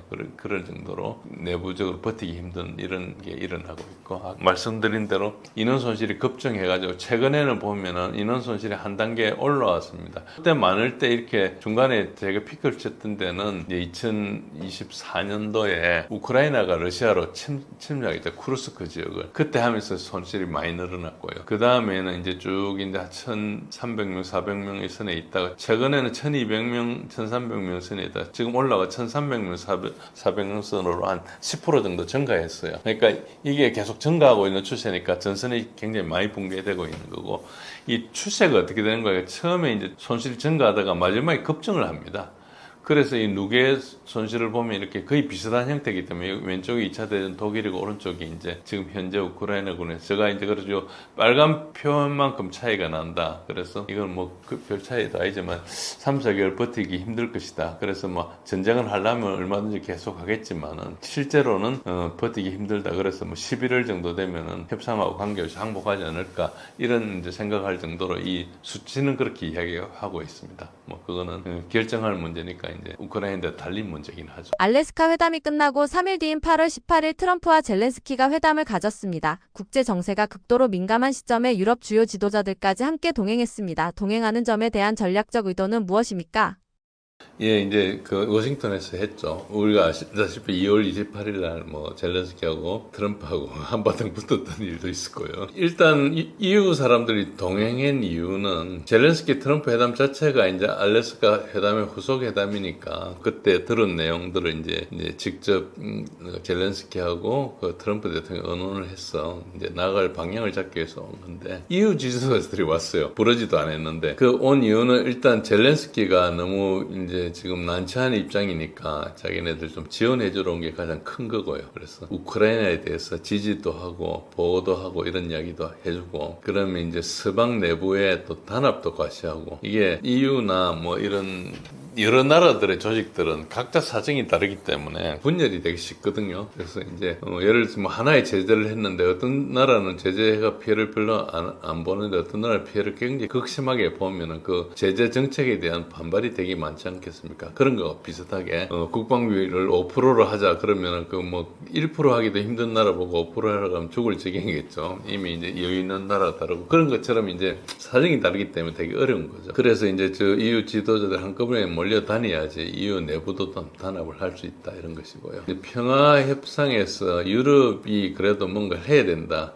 제가 아까도 말씀드렸지만 EU가 평화안을 가지고 있으면은 처음부터 협상에 끼일 수 있었습니다. 근데 평화안을 전혀 가지고 있지 않고 푸틴은 전범이고 나쁜 사람이고 악마니까 대화를 할 수 없다 이런 식으로 나오니까 그건 뭐 전쟁을 끝까지 하는 거죠. 악마하고 어떻게 협상을 하겠어요. 뭐 그런 식으로 이제 프레임을 시켜 놓으니까 이제 이런 협상 단계에 가면 유럽이 영향력이 전혀 없어지는 거죠. 그래서 이제 뒤늦게 와가지고 이제 협상하는데 우리를 왜 안 불렀냐 식이에요. 그전에는 협상해라도 안 해놓고 약간 모순적이지만 이제 어쩔 수 없죠. 그렇고요. 그 다음에 이제 그 다음 중요한 목적은 2월 28일에 큰 문제가 있었지 않습니까? 젤렌스키가 와서 자기가 통제를 못하고 이제 화를 내고 뭐 이렇게 했었는데 젤렌스키가 화내지 않게 하기 위해서 와서 이야기했다 그런 이야기도 있고요. 어쨌든 뭐 젤렌스키는 굉장히 이번에 공손하게 이야기했습니다. 트럼프한테 영향력을 행사하는 것이죠. 그래서 뭐 젤렌스키하고 트럼프 같이 있으면 일방적으로 몰릴 거 아닙니까? 그래서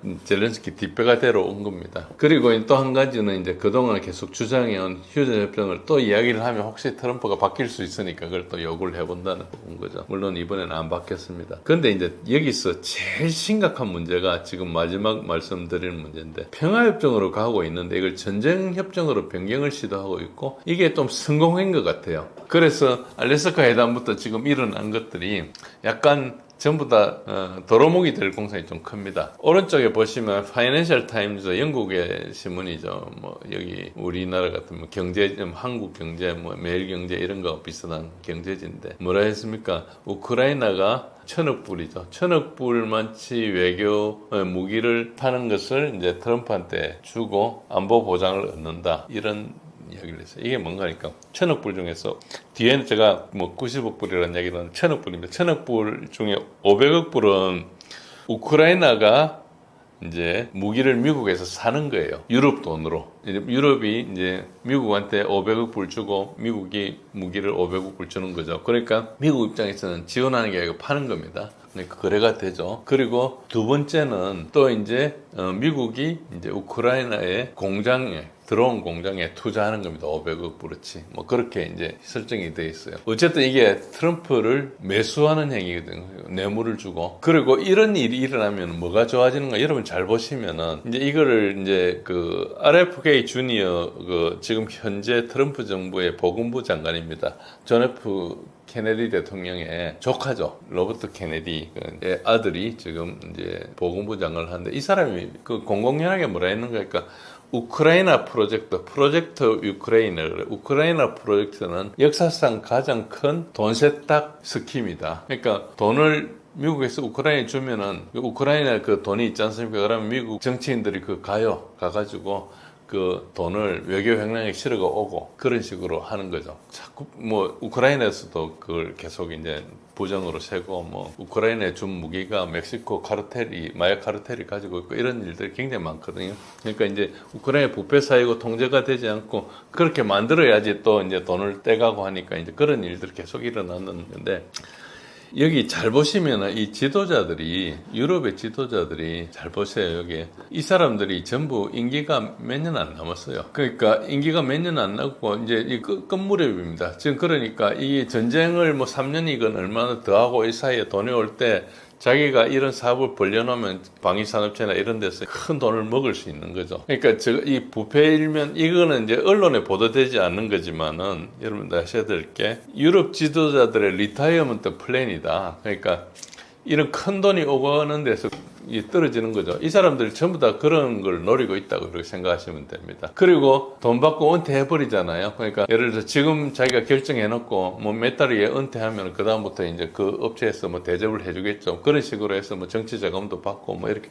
하는 그 소위 말해서 뇌물이 이어져 가는 그런 고리 속에 있다. 이렇게 보셔야 됩니다. 그래서 요 부분이 이 지금 파이낸셜 타임즈에서 이게 나간 이 건 때문에 지금 일어난 그 사이에 일어났던 회담들이 거의 말짱 도루묵이 됐고 이게 이제 크게 지금 부각되고 있습니다. 아마 이게 조금 있으면 되게 크게 드러날 겁니다. 지금 현재까지로는 요 카트 하나 가지고 이야기를 하는데 트럼프가 또 이야기를 하면서 무기를 판다고 이야기를 해버렸어요. 무기를 판다고 기자 질문에.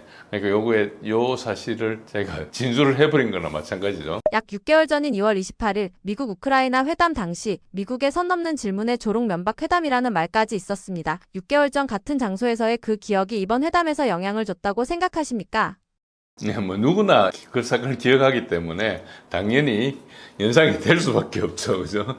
그래서 이제 2월 23일 있었던 회담의 배경과 문제점을 잠시 보면은 일단 언론에서는 미국이 잘못한 걸로 이야기를 해요. 트럼프하고 벤스가 너무 이제 선 넘는 질문과 조롱으로 이렇게 비난했다 이야기하는데 사실은 저도 이제 설명드린 적이 있지만 실제 문제는 젤렌스키가 광물협정에 서명하지 않을 거면서 계속 방문을 했어요.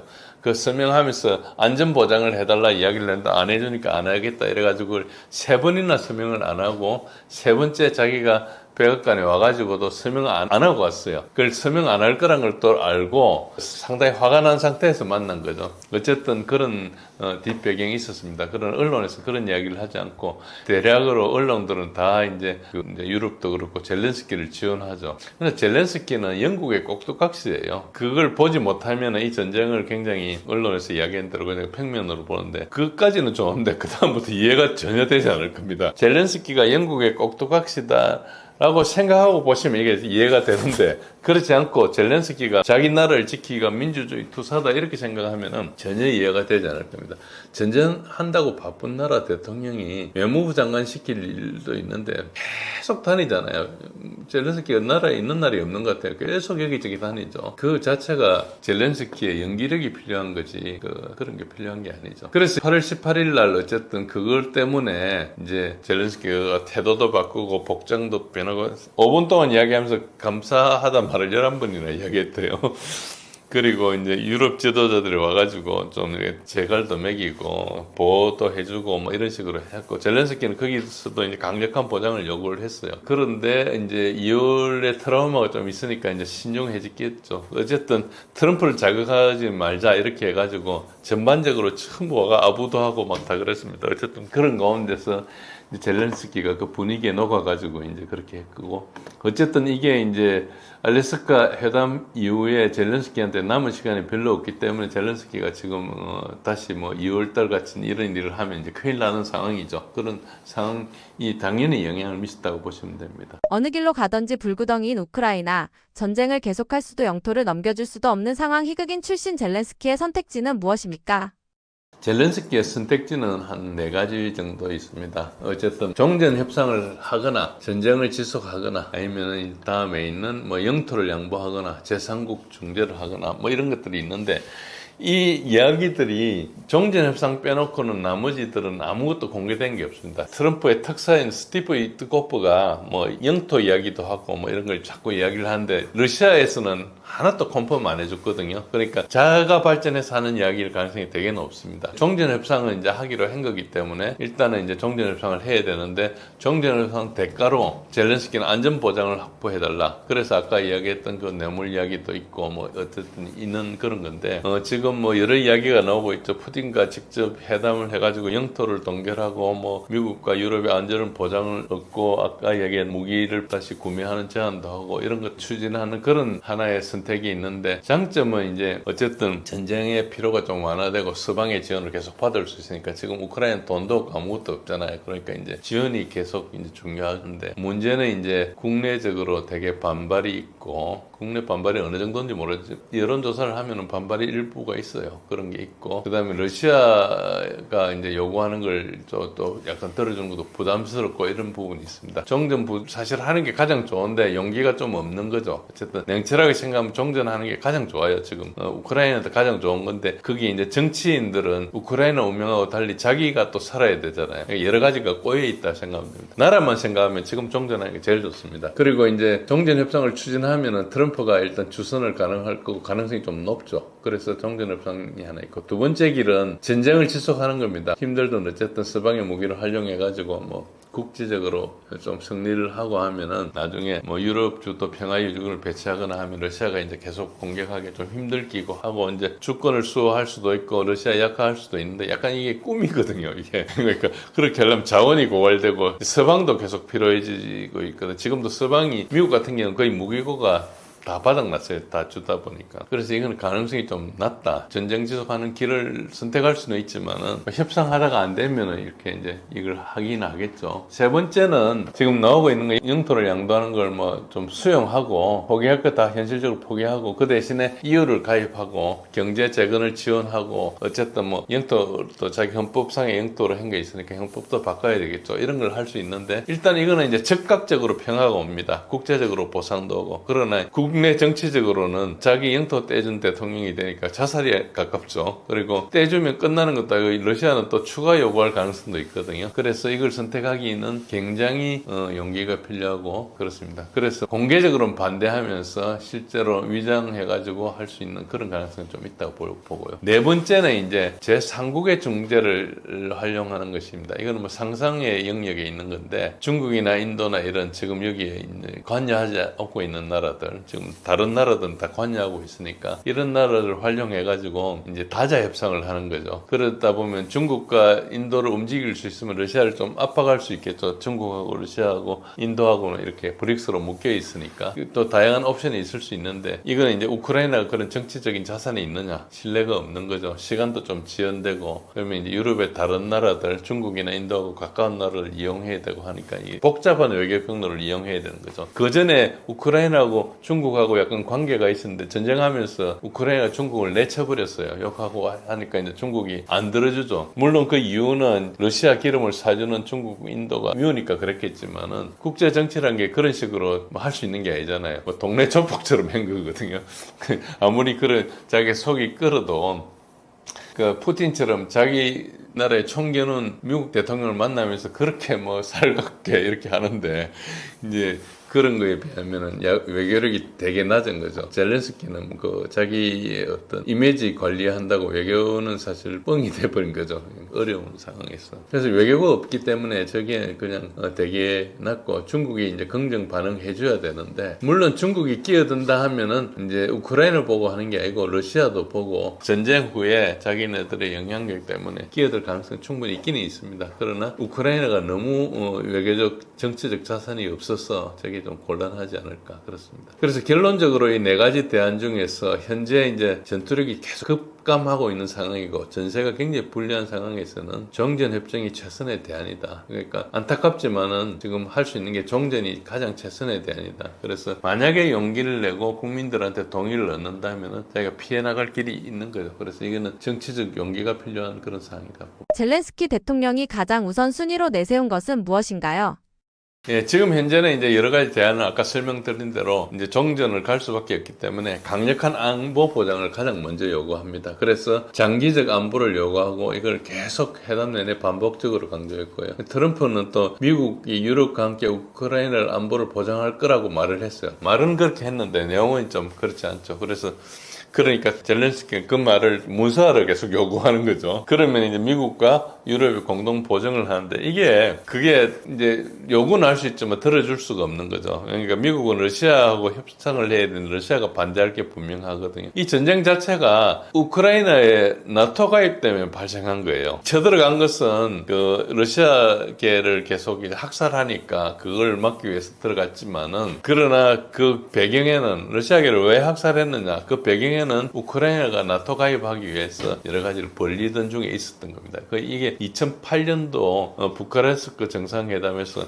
우크라이나하고 조지아를 나토 가입을 허락하고 그 준비를 하는 걸로 이걸 이제 했기 때문에 그때부터 사실 시작된 거라 볼 수 있거든요. 그렇게 볼 수 있죠. 그런데 이제 안보 보장이란 뭐냐, 시큐리티 개런티의 내용이 뭐냐 하면은 일단 강력한 우크라이나 군대가 필요해요. 그리고 미국과 동맹들의 지원을 받아가 평화협정을 하겠는데 그 전제 조건이 강력한 우크라이나 군대라고 합니다. 여러분들 기억하시겠지만 특수군사작전의 목적이 디밀리터리제이션, 디나치피케이션 속에 있던 네오나치를 제거하는 거, 그리고 그 안에 있는 우크라이나 군대를 약하게 하는 건데 강력한 우크라이나 군대면 당연히 러시아가 반대하겠죠. 그러니까 이제 우크라이나가 강력한 군대를 가질 수 없으면은 나토 수준의 나토 가입국은 아니지만 나토 가입국 수준의 보장을 해달라. 그래야지 러시아의 장기적 위협에 대비한다. 그런 이야기를 계속 하는데 이걸 이제 유럽에서 또 받아들여요. 저게 사실 다 허구인데 저걸 이제 파헤치려면 시간이 좀 걸리니까 일단 표현상에서 저 정도만 좀 이해하시고 일단 그 미국 무기 900억 불 됐다가 1000억 불이 됐다가 이 수치가 약간 달라진 파이낸셜 타임즈에서는 1000억 불이라 했는데 또 다른 데서는 900억 불이라고 이야기합니다. 어쨌든 저 정도 규모의 900억 불에서 1000억 불에 대한 이제 구매 제한을 하고 아까 이야기한 대로 그 약간 뇌물 성격이다 이렇게 보시면 됩니다. 그러나 이게 어떻게 들어가는가 하면은 실제로 이 900억 불이나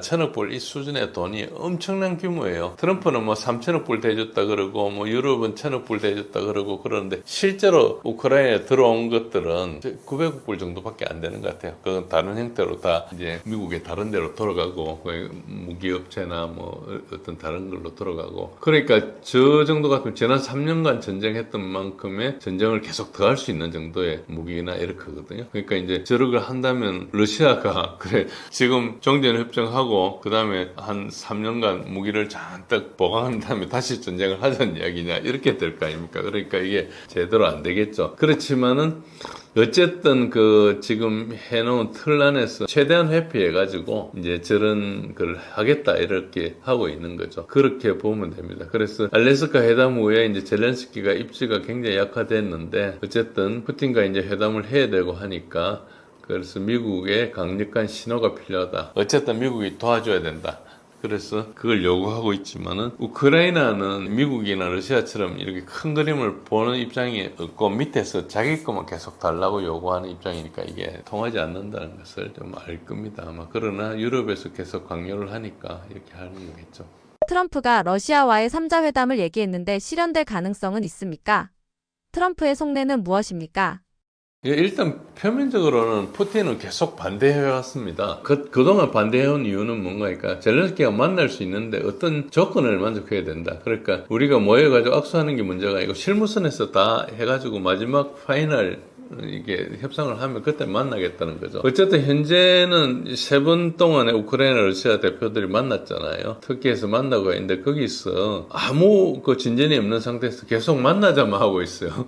그전에는 절대 안 만나겠다 그러다가 이제 회담하니까 실무 만나지 말고 푸틴하고 만나자 그러죠. 그러니까 젤렌스키가 푸틴하고 만나고자 하는 이유는 협상을 마무리 짓기 위해서가 아니고 자기가 푸틴하고 뭐 정치적인 입장을 강화하겠다 만나가지고 뭐 주먹질을 하든지 이렇게 해가지고 뭔가 떠보겠다는 거 아니겠습니까? 뭔가 이상한 행동을 했어. 그런 생각이 많죠. 그리고 푸틴이 젤렌스키를 만나거나 서명하지 않는 이유는 젤렌스키가 대표 자격이 없다. 지금 대통령이 가짜 대통령이라는 주장을 해왔습니다. 그 이유는 임기가 지난 대통령이고 벌써 이제 1년 3개월 이게 우크라이나 헌법 위반인데 이제 계엄하에서 임기를 연장하는 거죠. 그러니까 법률로서 헌법을 뒤집은 이거기 때문에 그 푸틴 입장에서는 젤렌스키하고 협정 서명을 한 후에 후임 대통령이 와가지고 젤렌스키가 그 당시에 무자격이기 때문에 그때 서명한 거는 무효다 그러면 자기가 사기당한 거잖아요. 그러니까 이제 그런 이야기를 계속 해왔죠. 그래서 한때는 트럼프가 그래가지고 젤렌스키 보고 푸틴 말을 듣고 그 독재자다 이런 이야기도 하고 그랬었어요. 그래서 이제 트럼프하고 푸틴하고 젤렌스키 이 3자 회동이나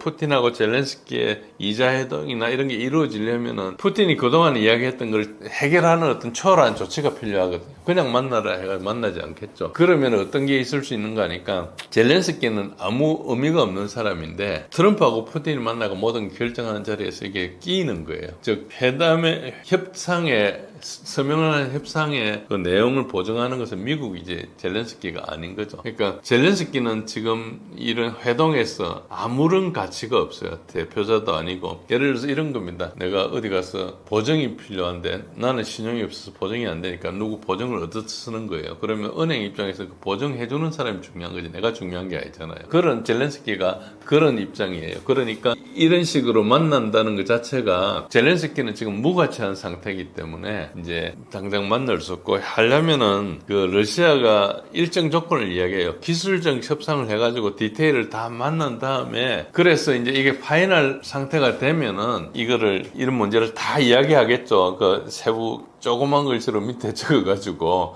이게 젤렌스키가 지금 법적인 문제가 있는데 뭐 우크라이나 국회에서도 이야기하고 우크라이나 법원에서도 이야기해주고 이거 설명해주고 나중에 설명하고 나서 발 못 빼게 여러 조건을 달 거 아닙니까? 미국도 보증을 해주고 뭐 독일이나 프랑스도 보증을 해주고 이런 걸 다 조치를 한 다음에 하겠다 이런 뜻이에요. 그러니까 저게 협상이 빨리 되지는 않겠죠. 그런데 지금 나오는 이야기는 또 한 2주 안에 만나겠다 이런 이야기도 나와요. 그러니까 뭔가 언약이 있었겠죠. 중간에 이렇게 푸틴이 이야기한 것을 푸틴이 바꿀 만한 아무 이유가 없거든요. 압박도 없고 아무것도 없어요. 푸틴은 뭐 지금 전장에서 이기고 있기 때문에 되게 여유로운 상태예요. 어떤 면에서. 오히려 너무 빨리 양보하면 국내적으로 자기가 정치적으로 위험하기 때문에 그런 측면이 있다 이렇게 보시면 됩니다. 러시아가 보는 알래스카 회담의 분위기와 미국의 접근 방식은 어떤가요? 우리가 이제 러시아의 라브로프라는 외무장관이 있습니다. 이분은 외무장관계의 거의 뭐 마이클 조던 이런 사람이거든요. 그러니까 굉장히 이제 러시아 외무장관을 20년 이상 한 사람이고 굉장히 노련한 그리고 뛰어난 이제 외교관이라고 알려져 있는데 여튼 이 사람이 최근에 인터뷰한 내용을 중심으로 설명드리겠습니다. 이 사람이 가장 잘 분위기를 잘 하고 서방 언론하고도 친하니까 어쨌든 이 사람은 앵커리지 회담의 분위기를 이렇게 이야기했습니다. 매우 긍정적이다. 그래서 매우 좋은 분위기고 유익한 대화로 진행됐다. 일단은 앵커리지 회담을 굉장히 긍정적으로 이야기했고 그리고 미국 측 반응이 어떻느냐. 저 사람이 지금 입고 있는 티셔츠를 보시면은 CCCR이라고 써놓은 겁니다. 저게 이제 소련말로 USSR 영국 이제 영어로 이야기하면 United Socialist Soviet Republic이라는 뜻인데 과거 소련 시절의 옷이죠. 그 티셔츠를 입고 이제 그 앵커리지로 왔어요. 비행기 타고 저기 오고 나중에 양복으로 갈아입고 한 건데 어쨌든 저 티셔츠 가지고 이제 미국에서 놀란다고 저 티셔츠가 동남는 모임입니다. 어쨌든 그 자기 카운터파트인 마르코 루비오 상원 의원이 셔츠로 좋아한다고 이렇게 발언도 하고 이렇게 이제 그런 것들을 유머스럽게 받아들이고 이렇게 이야기했습니다. 그래서 저걸 입고 온 것이 뭐 옛날에 소련에 그걸 강조하기 위해서 한 거 아니냐. 물론 그런 상징성이 있습니다. 그렇지만 그걸 심각하게 한 것은 아니고 약간 유머 정도로 이렇게 이야기했고 그 다음에 이제 그 회담 후에 그 다음에 트럼프 푸틴 통화에서 굉장히 진심 어린 접근을 다시 확인했다. 그래서 앵커리지 회담 자체는 지금 계속 이제 긍정적으로 보고 있고 유럽 지도자들이 계속 이제 자극을 받아가지고 뭔가 해야 한다 이런 반응을 이제 보이고 있다 이런 것까지 확인하고 있고 그러니까 다른 그 상대방들의 그것도 체크하고 있는 거죠. 전체적으로 구체적 합의가 없었지만 유용한 대화로 평가하고 트럼프가 큰 진전을 주장하고 있고 푸틴은 매우 유익하다 언급을 하고 있기 때문에 같은 거다 이렇게 이제 전하고 있습니다. 미국의 접근 방식은 일단 장기적인 해결을 추구하고 있는 것은 이제 유럽에서 이야기하는 휴전 후에 무기 공급을 해가지고 전쟁을 계속하겠다 이런 게 아니고 안정적이고 신뢰할 수 있는 결과를 목표로 하고 있고 그리고 러시아 안보나 이 위기의 원인을 인정한다는 게 이제 라브로프 생각할 때 이번에 달라진다는 거죠. 특히 이제 푸틴이 직접 이게 우리 러시아가 왜 이렇게 생각하느냐를 설명했다는 게 굉장히 크죠. 그래서 러시아 관점을 인정하고 그동안에 뭐 러시아가 무작정 공격한다 이런 레토릭을 비판하고 있습니다. 사실은 나토 확대 약속을 5차례나 위반했고 이것이 이제 뿌리가 되는 원인이다. 근본 원인이다. 이걸 해결해야 된다. 이런 이야기를 하고 있고 입장은 바뀐 게 없죠. 그걸 정확하게 이야기했고 그러나 실용적 태도가 일단 기본적으로 휴전에서 나와가지고 다시 이제 평화계획으로 하고 영토 양보도 하겠다는 이런 쪽으로 하는 것은 좋다. 그런 걸 지지한다. 그러나 우크라이나 안보 보장은 러시아도 해줄 수 있다. 그래서 미군을 파병을 하면 안 된다.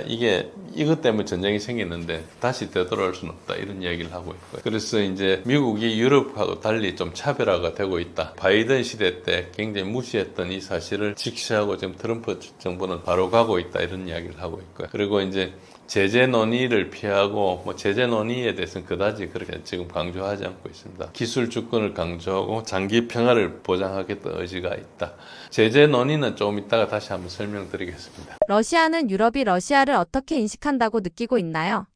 유럽 사람들이 러시아를 어떻게 보고 있는지를 러시아는 어떻게 보느냐 이런 이야기입니다. 유럽 사람들이 우크라이나에 접근하는 것을 이제 라브로프는 비판하고 있는데요. 주요 비판 포인트가 뭔가니까 표면적인 접근을 한다는 거죠. 휴전만 요구하고 우크라이나에 계속 무기를 공급하겠다는 그런 계획을 아직도 안 버리고 있고 장기적인 해결책은 전혀 생각하지 않는다는 거죠. 그러니까 러시아 사람들을 사람으로 보지 않는 거냐 이런 이야기입니다. 그리고 인권에 대해서도 너무 무관심하다. 우크라이나가 러시아를 전면 금지했다는 거, 그리고 언어와 교육이나 미디어, 종교 권리를 침해했다는 거하고 정통 우크라이나 정교회를 탄압하는 거 이런 거 다 침묵하고 있었다 유럽이. 그거 유엔 헌장 위반 아니냐. 그리고 그건 다 이중자 때다. 베네수엘라나 중국 등이나 비유럽 진영 국가에는 인권을 엄청 강조하는데 우크라이나에 대해서 인권 이야기조차도 쓰지 않는다. 그리고 그거는 굉장히 모순적으로 제안하고 있다. 영토 교환하면서 평화요준을 교체한다. 이거는 군사력을 위장하는 거로 밖에 볼 수 없고 지금 가장 인권 문제가 심한 젤렌스키한테 인권을 맡기는 오류다 이런 주장을 하고 있죠. 굉장히 똑똑하게 이야기하고 있습니다. 그리고 근본 원인을 계속 무시하고 있다. 나토 확대 약속 위반을 이게 위기의 원인인데 이걸 계속 외면하고 같이 옆에 있는 러시아의 안보는 언급하지 않느냐. 안보는 분리 불가능한 것인데 내 안보를 개선하기 위해서 남의 안보를 침입하면 그게 장기적으로 오래 가겠느냐. 그거는 원칙이 맞지 않다 이 이야기를 하고 그 다음에 구체적으로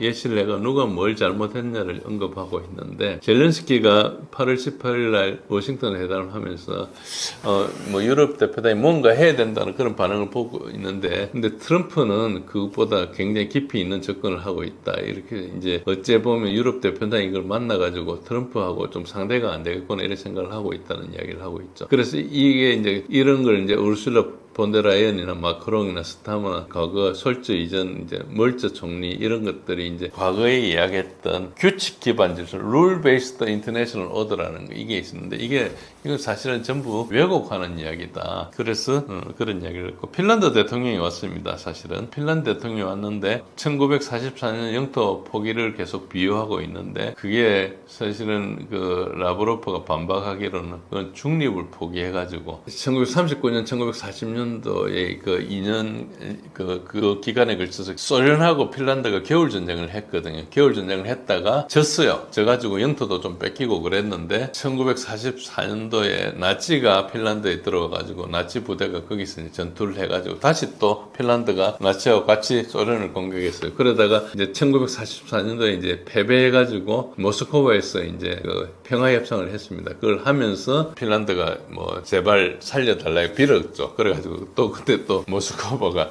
소련이 봐줬어요. 봐줘가지고 그 이후로 냉전 때까지 지금까지 이제 핀란드를 러시아가 많이 지원해줬거든요. 소련 시절에 또 그게 잘 영제 중립을 하고 했기 때문에 했는데 이제 2023년도에 그 나토 가입을 했죠 핀란드가. 그래가지고 중립을 포기했기 때문에 일단은 약속 위반이니까 과거에 이제 그 했던 규정을 다시 되돌리겠다. 지금 핀란드는 지금 약간 발등에 불 떨어졌어요. 그러니까 2023년도에 가입할 때 나토에 가입할 때는 뭐 상당히 이제 크게 오랜만에 이제 그 러시아의 영향에서 벗어나겠다 이래가지고 했는데 지금 전쟁을 지어가지고 이렇게 다시 유럽이 망하게 생겼으니까 이제 러시아의 보복이 두려운 거죠. 그래서 자세히 보시면은 핀란드 대통령이 여기 왔어요. 이게 잘 보시면은 어디죠? 요 왼쪽에부터 세 번째 있는 사람, 그러니까 우르줄라 폰데라이언 왼쪽에 있는 사람이 EU 집행위원장 여자 그 독일 사람이고, 그 옆에 있는 사람이 키어 스타머 영국 총리고, 그 옆에 있는 사람이 핀란드 대통령입니다. 핀란드 대통령이 젊은 사람인데 왔고요. 그래서 여기 핀란드가 낄 자리가 아니거든요. 영국, 독일, 프랑스, 이탈리까지는 되죠. 거기는 이제 유럽에서 가장 경제적으로 막강한 네 나라니까. 그리고 뭐 여기 나토 그 사무총장은 뭐 네덜란드 사람이지 뭐 나토 자격으로 왔고, 그리고 왔는데 이 핀란드 대통령이 끼었잖아요. 그래서 이걸 되게 이상하게 생각하고 아직도 해석을 정확히 잘 못하고 있습니다. 그런데 아마 지금 그때 이제 그 핀란드 대통령이 얘기를 뭐라 했는 거 하니까 트럼프가 시키니까 한 말이 자기네들이 러시아를 잘 다뤄본 경험이 있다는 식으로 이야기를 했어요. 되게 웃기는 거죠. 그래서 약간 외교적으로 문제가 되는 이야기를 했습니다. 지금 전체적으로 보면은 이제 유럽은 평화를 사보타지하는 행위를 하고 있고 미국과 반대되는 비생산적인 태도다, 이렇게 평가하고 있습니다. 그리고 우크라이나 인권과 법적인 문제는 일단 기본적으로 우크라이나는 러시아어를 전면 금지하고 있고 언어와 교육과 미디어, 종교 권리를 침해하고 있습니다. 방송국도 3개를 폐쇄하고 야당 당수를 감옥에 가지고 야당도 어떤 걸 폐쇄하고, 이렇게 이게 이제 세계 유일한 사례인데 서방이 무관심하다. 그리고 정통 우크라이나 정교회 UOC를 금지하고 젤렌스키가 법으로 실질적으로 탄압하고 있고, 인권 뭐 챔피언이라는 유럽이 이런 거에 대해서 아무 이야기를 안 하는 거 이중잣대다. 실제로 우크라이나 정교회의 그 넘버 2 되는 사람 군대 보내버렸어요. 우크라이나가 그 정도로 탄압하고 있죠. 그러니까 굉장히 우리가 받아들이기 힘든 그런 걸 하고 있습니다. 그 유엔 헌장을 위반하고 있다. 인권을 존중하고 인권 존중이나 언어나 종교 존중을 무시하고, 그런데 이게 유럽 지도자들 폰데라이언이나 마크롱 등 이걸 아무 이야기를 안 하고 있다는 거죠. 다 알고 있으면서. 그리고 헌법에도 모순된다. 영토 논의 금지를 주장하지만 헌법에는 러시아인 소수민족 권리 보호 의무를 명시하고 있는데 그 의무를 다하지 않고 있기 때문에 지금 거기서 그 인종차별을 받고 학살을 당하고 이런 것 때문에 지금 들어왔는데, 그러면 영토 논의 금지를 안 하려면 그 헌법대로 제대로 대우를 해주라, 이런 거죠. 그런 이야기를 하고 있고, 그저 법적으로 맞는 이야기를 하고 있는 겁니다. 그리고 전체적으로 바이든 시대 때 근본 원인을 왜곡해버리기 때문에, 그렇고 유럽이 이야기하는, 서방이 이야기하는 Rule Based International Order, 규칙 기반 질서라는 것은 국제법을 왜곡하는 거다. 법 기반 질서를 이야기해야지 룰 베이스드로 해가지고 자기 멋대로 만드는 룰을 가지고 여기 적용했다 저기 적용했다 하는 것 자체는 폭력이다, 이렇게 보는 것이고요. 사실 맞는 이야기죠. 우리나라 같이 소국들은 뭐 우리 그 전에 FTA도 있고 뭐 WTO도 있고 온 거 다 있었는데 갑자기 트럼프가 불러가지고 관세 몇 프로 때리고 이런 것들이 전부 저런 거죠. 그래서 이제 러시아 정책도 헌법에서는 소수 언어 보호를 보장하지만은 1919년도 헌법이 아닌 법률로 우크라이나어를 우선으로 해버린 거죠. 그러니까 우크라이나는 법률이 헌법을 무시한 게 되게 많습니다. 차라리 헌법을 바꾸면 되는데 그렇지도 않고 저렇게 하는 거죠. 헌법을 바꾸면 이제 그게 너무 드러나기 때문에 거고요. 그리고 우크라이나 정교회 금지하는 것이 일단 법으로 모스크바 연계되는 교회를 다 금지해버렸죠. 그래서 뭐 휴먼 라이트 워치, UN 저런 기관들, 교황같이 이런 사람들도 다 비판하고 있어요. 그 사람들도 종교 자유가 침해되는 걸 다 알고 있는데 단지 가톨릭하고 종교가 사이가 안 좋기 때문에 무시한다는 거죠. 저거는 이해관계를 쫓는 거기 때문에 비겁한 거죠. 종교를 하는 사람들은 원칙을 이야기해야 되는데, 그렇고 그걸 또 러시아 선전에 또 활용하고 뭐 이런 식으로 러시아 뭐 선전이라는 것은 나쁜 선전을 이야기하는 것입니다. 그래서 유엔 헌장 인권이나 이런 것들에 대해서 구체적으로 이야기하고, 우크라이나 쪽은 러시아 침공에 의한 피해만 계속 이야기를 하고 있는데 우크라이나가 입힌 피해는 아무것도 이야기를 안 하니까 언론에서 압도적으로 밀리는 러시아는 아무 이야기도 못하고, 그러니까 전쟁밖에 할 게 없는 거예요. 지금 상황이 그런 식으로 가고 있다. 그리고 유럽과 미국을 비판하는데 암네스티 인터내셔널이나 휴먼 라이트 워치나 이런 것들이 대부분 러시아군의 학대를 초점 맞추고 있는데 EU 제재 자체는 러시아 인권 위반 대상인데 우크라이나 어느 교회 정책의 일부는 사실 우려된다. 이중잣대를 아까 말씀드린 또 얘기를 하고 있습니다. 저게 가장 큰 문제입니다. 그래서 자기 멋대로 하고 있는 거죠. 그게 가장 큰 문제라고 러시아에서는 보고 있습니다. 러시아는 나토의 확장이 러시아 안보에 어떤 영향을 미친다고 보고 있을까요? 이게 가장 큰 문제입니다. 러시아 안보하고 나토 확대 문제는 러시아 관점에서는 서방이 계속 위반을 해왔다. 5차례 확대 위반을 했고, 그리고 이게 러시아 안보 위협이 돼가 지금 남은 데가 어디가 남은 러시아 국경에 남은 데가 우크라이나하고 조지아가 남았어요. 그러니까 그걸 자꾸 나토 가입을 시키려고 했던 거죠. 이제 근본 원인이다. 근본 원인이라는 게 계속 지금 러시아 안보를 위협하는 게 근본 원인이라는 거죠. 그래서 이제 문서 증거도 제시했고요. 이스탄불에 1999년에 OSCE 정상회담이나 2010년 아스타나 선언에서 안보 불가분이라는 원칙이 있습니다.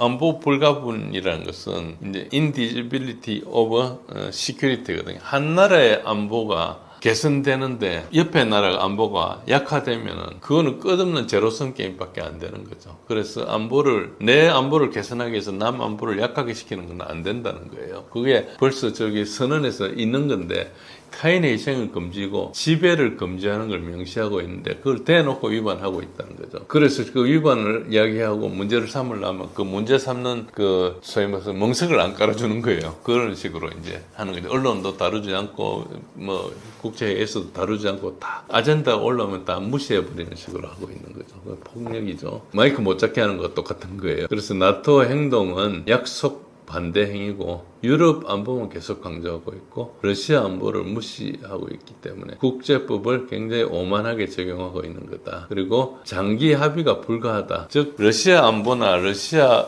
사용자 권리 존중이 필수적인데 이런 이야기를 하지 않는데 이번에 트럼프가 접근을 하고 있는 것은 굉장히 긍정적으로 보고 있다. 그리고 나토 확대를 안 하겠다고 약속한 게 구두 약속이었어요. 물론 그 구두 약속에 대한 기록은 있습니다. 그러나 조약 수준의 이렇게 비준한 것은 아니니까 법적 구속력은 없는 건 분명하죠. 그러나 그 나토 확대하지 않겠다는 것 때문에 독일 통일도 허락해줬고 했었는데 이런 것들을 약속 파기를 해놓고 그걸 자꾸 러시아가 약속 파기한다고 몰아붙이고 있다는 거죠. 그래서 이것도 서방이 폭력을 이루고 있다 이런 얘기를 하고 서방의 관점에서는 이게 자꾸 이 나토 확대는 주권 국가의 선택이라는 식으로 이야기를 하고 있는데 그리고 러시아 침공이 안보 위협이 된다고 이야기하고 있고 나토는 방어 동맹이다 이야기하고 있죠. 그런데 사실은 나토가 지금 생긴 지 거의 80년 가까이 돼가고 있는데 70년대 한 번도 방어 행위를 한 적이 없어요. 공격 행위만 있지. 나토한테 누가 공격했는 데가 있습니까? 계속 코소보나 리비아나 이게 나토가 가지고 공격했잖아요. 방어는 한 적이 없어요. 그러니까 저게 좀 말이 안 되죠. 레코더가 있어야 되는데 기록 자체가 없는 거죠. 그러니까 저게 우리가 나토하고 우리도 친하거든요. 우리가 나토하고 약간 옵저버 비슷하게 이렇게 나토 가입은 안 했지만 비슷하고 한데 사실 그러니까 우리는 이제 나토하고 같은 편 비슷하니까 이제 나토를 옹호하는 건 맞는데 그냥 객관적으로 논리적으로 러시아가 하는 이야기를 우리가 러시아 거를 접수하든 안 하든 떠나서 이야기를 듣고 맞는 걸 판단해야 되는데 러시아 관점은 저렇습니다. 그리고 최근에 이제 트럼프 협상에서 나토 확대 중단을 요구했는데 이건 유럽이나 우크라이나 러시아 위협 대응이 필요하다. 그러니까 이런 주장을 유럽이나 우크라이나 계속 해가지고 중단을 못하겠다. 결국은 우크라이나가 나토 가입하겠다 이런 이야기죠. 그래서 나토에 가입하거나 나토 비슷하게 하거나 이런 식으로 해가지고 러시아 위협을 하는 것은 아직까지 진행 중에 있는 겁니다. 미러 정상회담에서 러시아 경제 제재에 대한 해제 논의가 있었나요?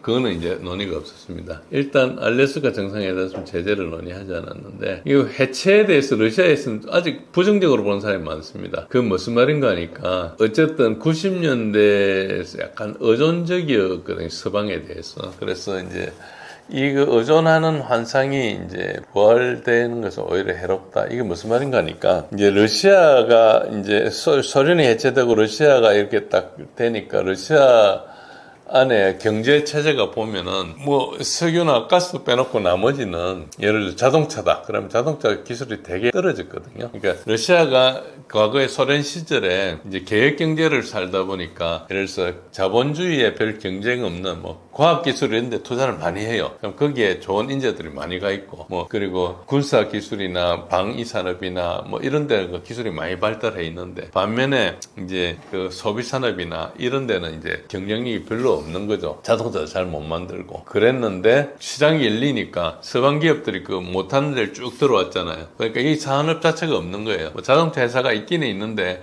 제대로 잘 경쟁이 있는 걸 못 만드니까 우리 현대자동차도 들어가서 사업을 하고 있고요. 그 다음에 우리 휴대폰이나 이런 것들도 제대로 못 만들고 그러죠. 소비재는 되게 약해요. 그래 들어가가지고 맥도날드나 이런 것도 다 들어가가지고 장사를 하죠.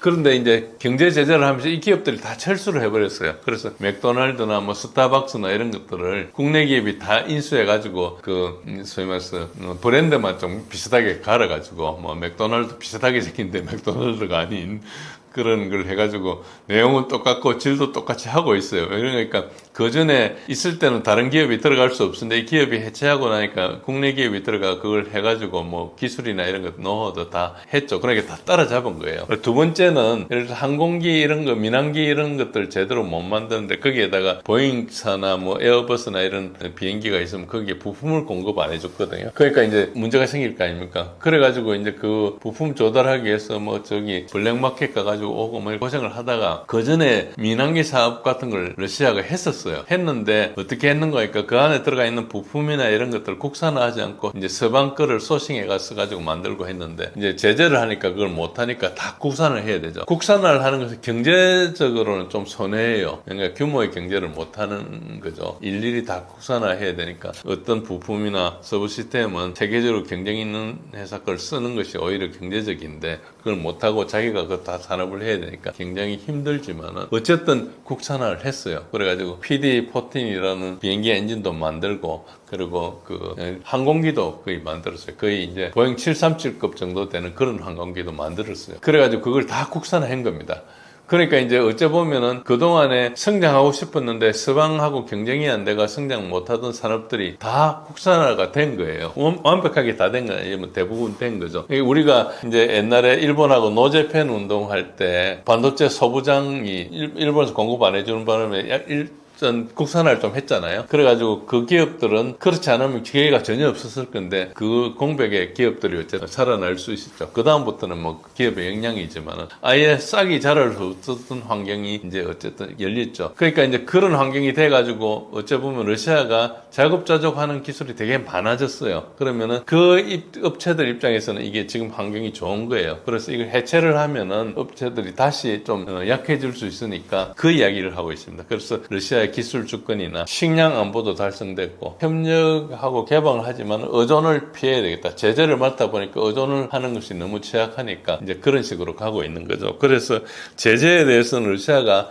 그렇게 거기 서두르지 않고 오히려 이제 과거에 빠져나왔던 미국 기업들이 계속 들어가고 싶어서 하고 있는 그런 상황이고 지금은 러시아가 그 기업이 들어오느냐 마느냐를 이야기할 수 이번에 엑슨이라는 그 유전 개발 회사가 이제 스탈린에서 할 수 있게 해줬고 그 다음에 트럼프가 제재를 풀어가지고 보잉 항공기를 수출할 수 있게 해줬죠. 이때까지 제재를 막아놨었거든요. 그러니까 그게 조금만 더 가면 러시아가 확 치고 오르겠다 생각을 한 거예요. 그래서 해제해주는 걸 별로 반기지 않는 정도로 지금 가고 있다. 그러니까 러시아가 이번에 완전히 단단히 마음을 먹었다. 이렇게 보시면 되죠. 그래서 이제 국제적으로 봐도 이제 세파 보고에서 보면 러시아 제재 효과가 계속 감소하고 있고 지금 현재 제재 때문에 러시아 경제를 좀 타격을 입고 있고 석유 수익이 좀 부족한데 이것들이 러시아가 어쨌든 2025년도 약간 좀 어려움을 겪고 있는 건 사실은 6월, 7월에 조금 석유 수출이 좀 줄어들었어요. 석유가가 좀 떨어지고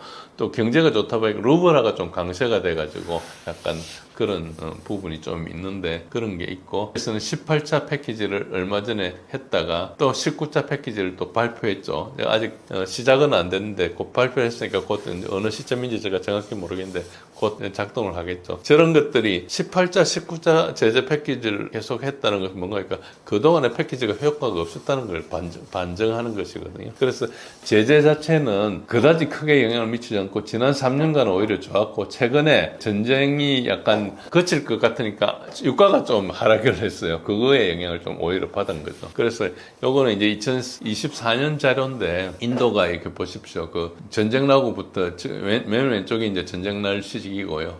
지금 2014년 저 3년 동안에 인도가 굉장히 수입을 많이 했죠. 그래서 대부분 저 유럽 거를 인도가 다 수입을 해준 거죠. 인도하고 터키 이런 데가 그렇게 해줬기 때문에 뭐 저 부분은 거의 차이가 나지 않는다. 오른쪽에 보시면은 생산량은 오히려 더 늘었죠. 전체적으로. 지금 맨 왼쪽에 보시면은 2022년 1월이 있죠. 이때는 인도가 러시아 석유를 수입을 안 했죠. 인도가 지금 오렌지색이거든요. 그러다가 이제 그 제재 이후에 인도가 수입을 하기 시작해가지고 뭐 들쭉날쭉한데 지금 맨 오른쪽에 1년 반 전이죠.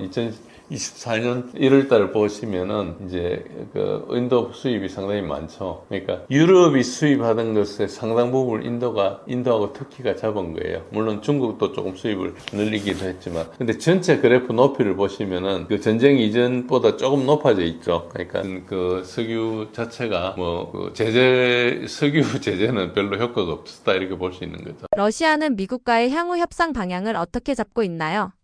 예, 러시아는 일단 기본적으로 그동안에 반대해왔던 양자, 삼자, 뭐 다자, 유엔 이 모든 형식을 수용한다. 기본적으로는. 그러나 원칙이 있는데 그게 선전 도구가 아니고 진지한 준비를 하는 게 필수적이다.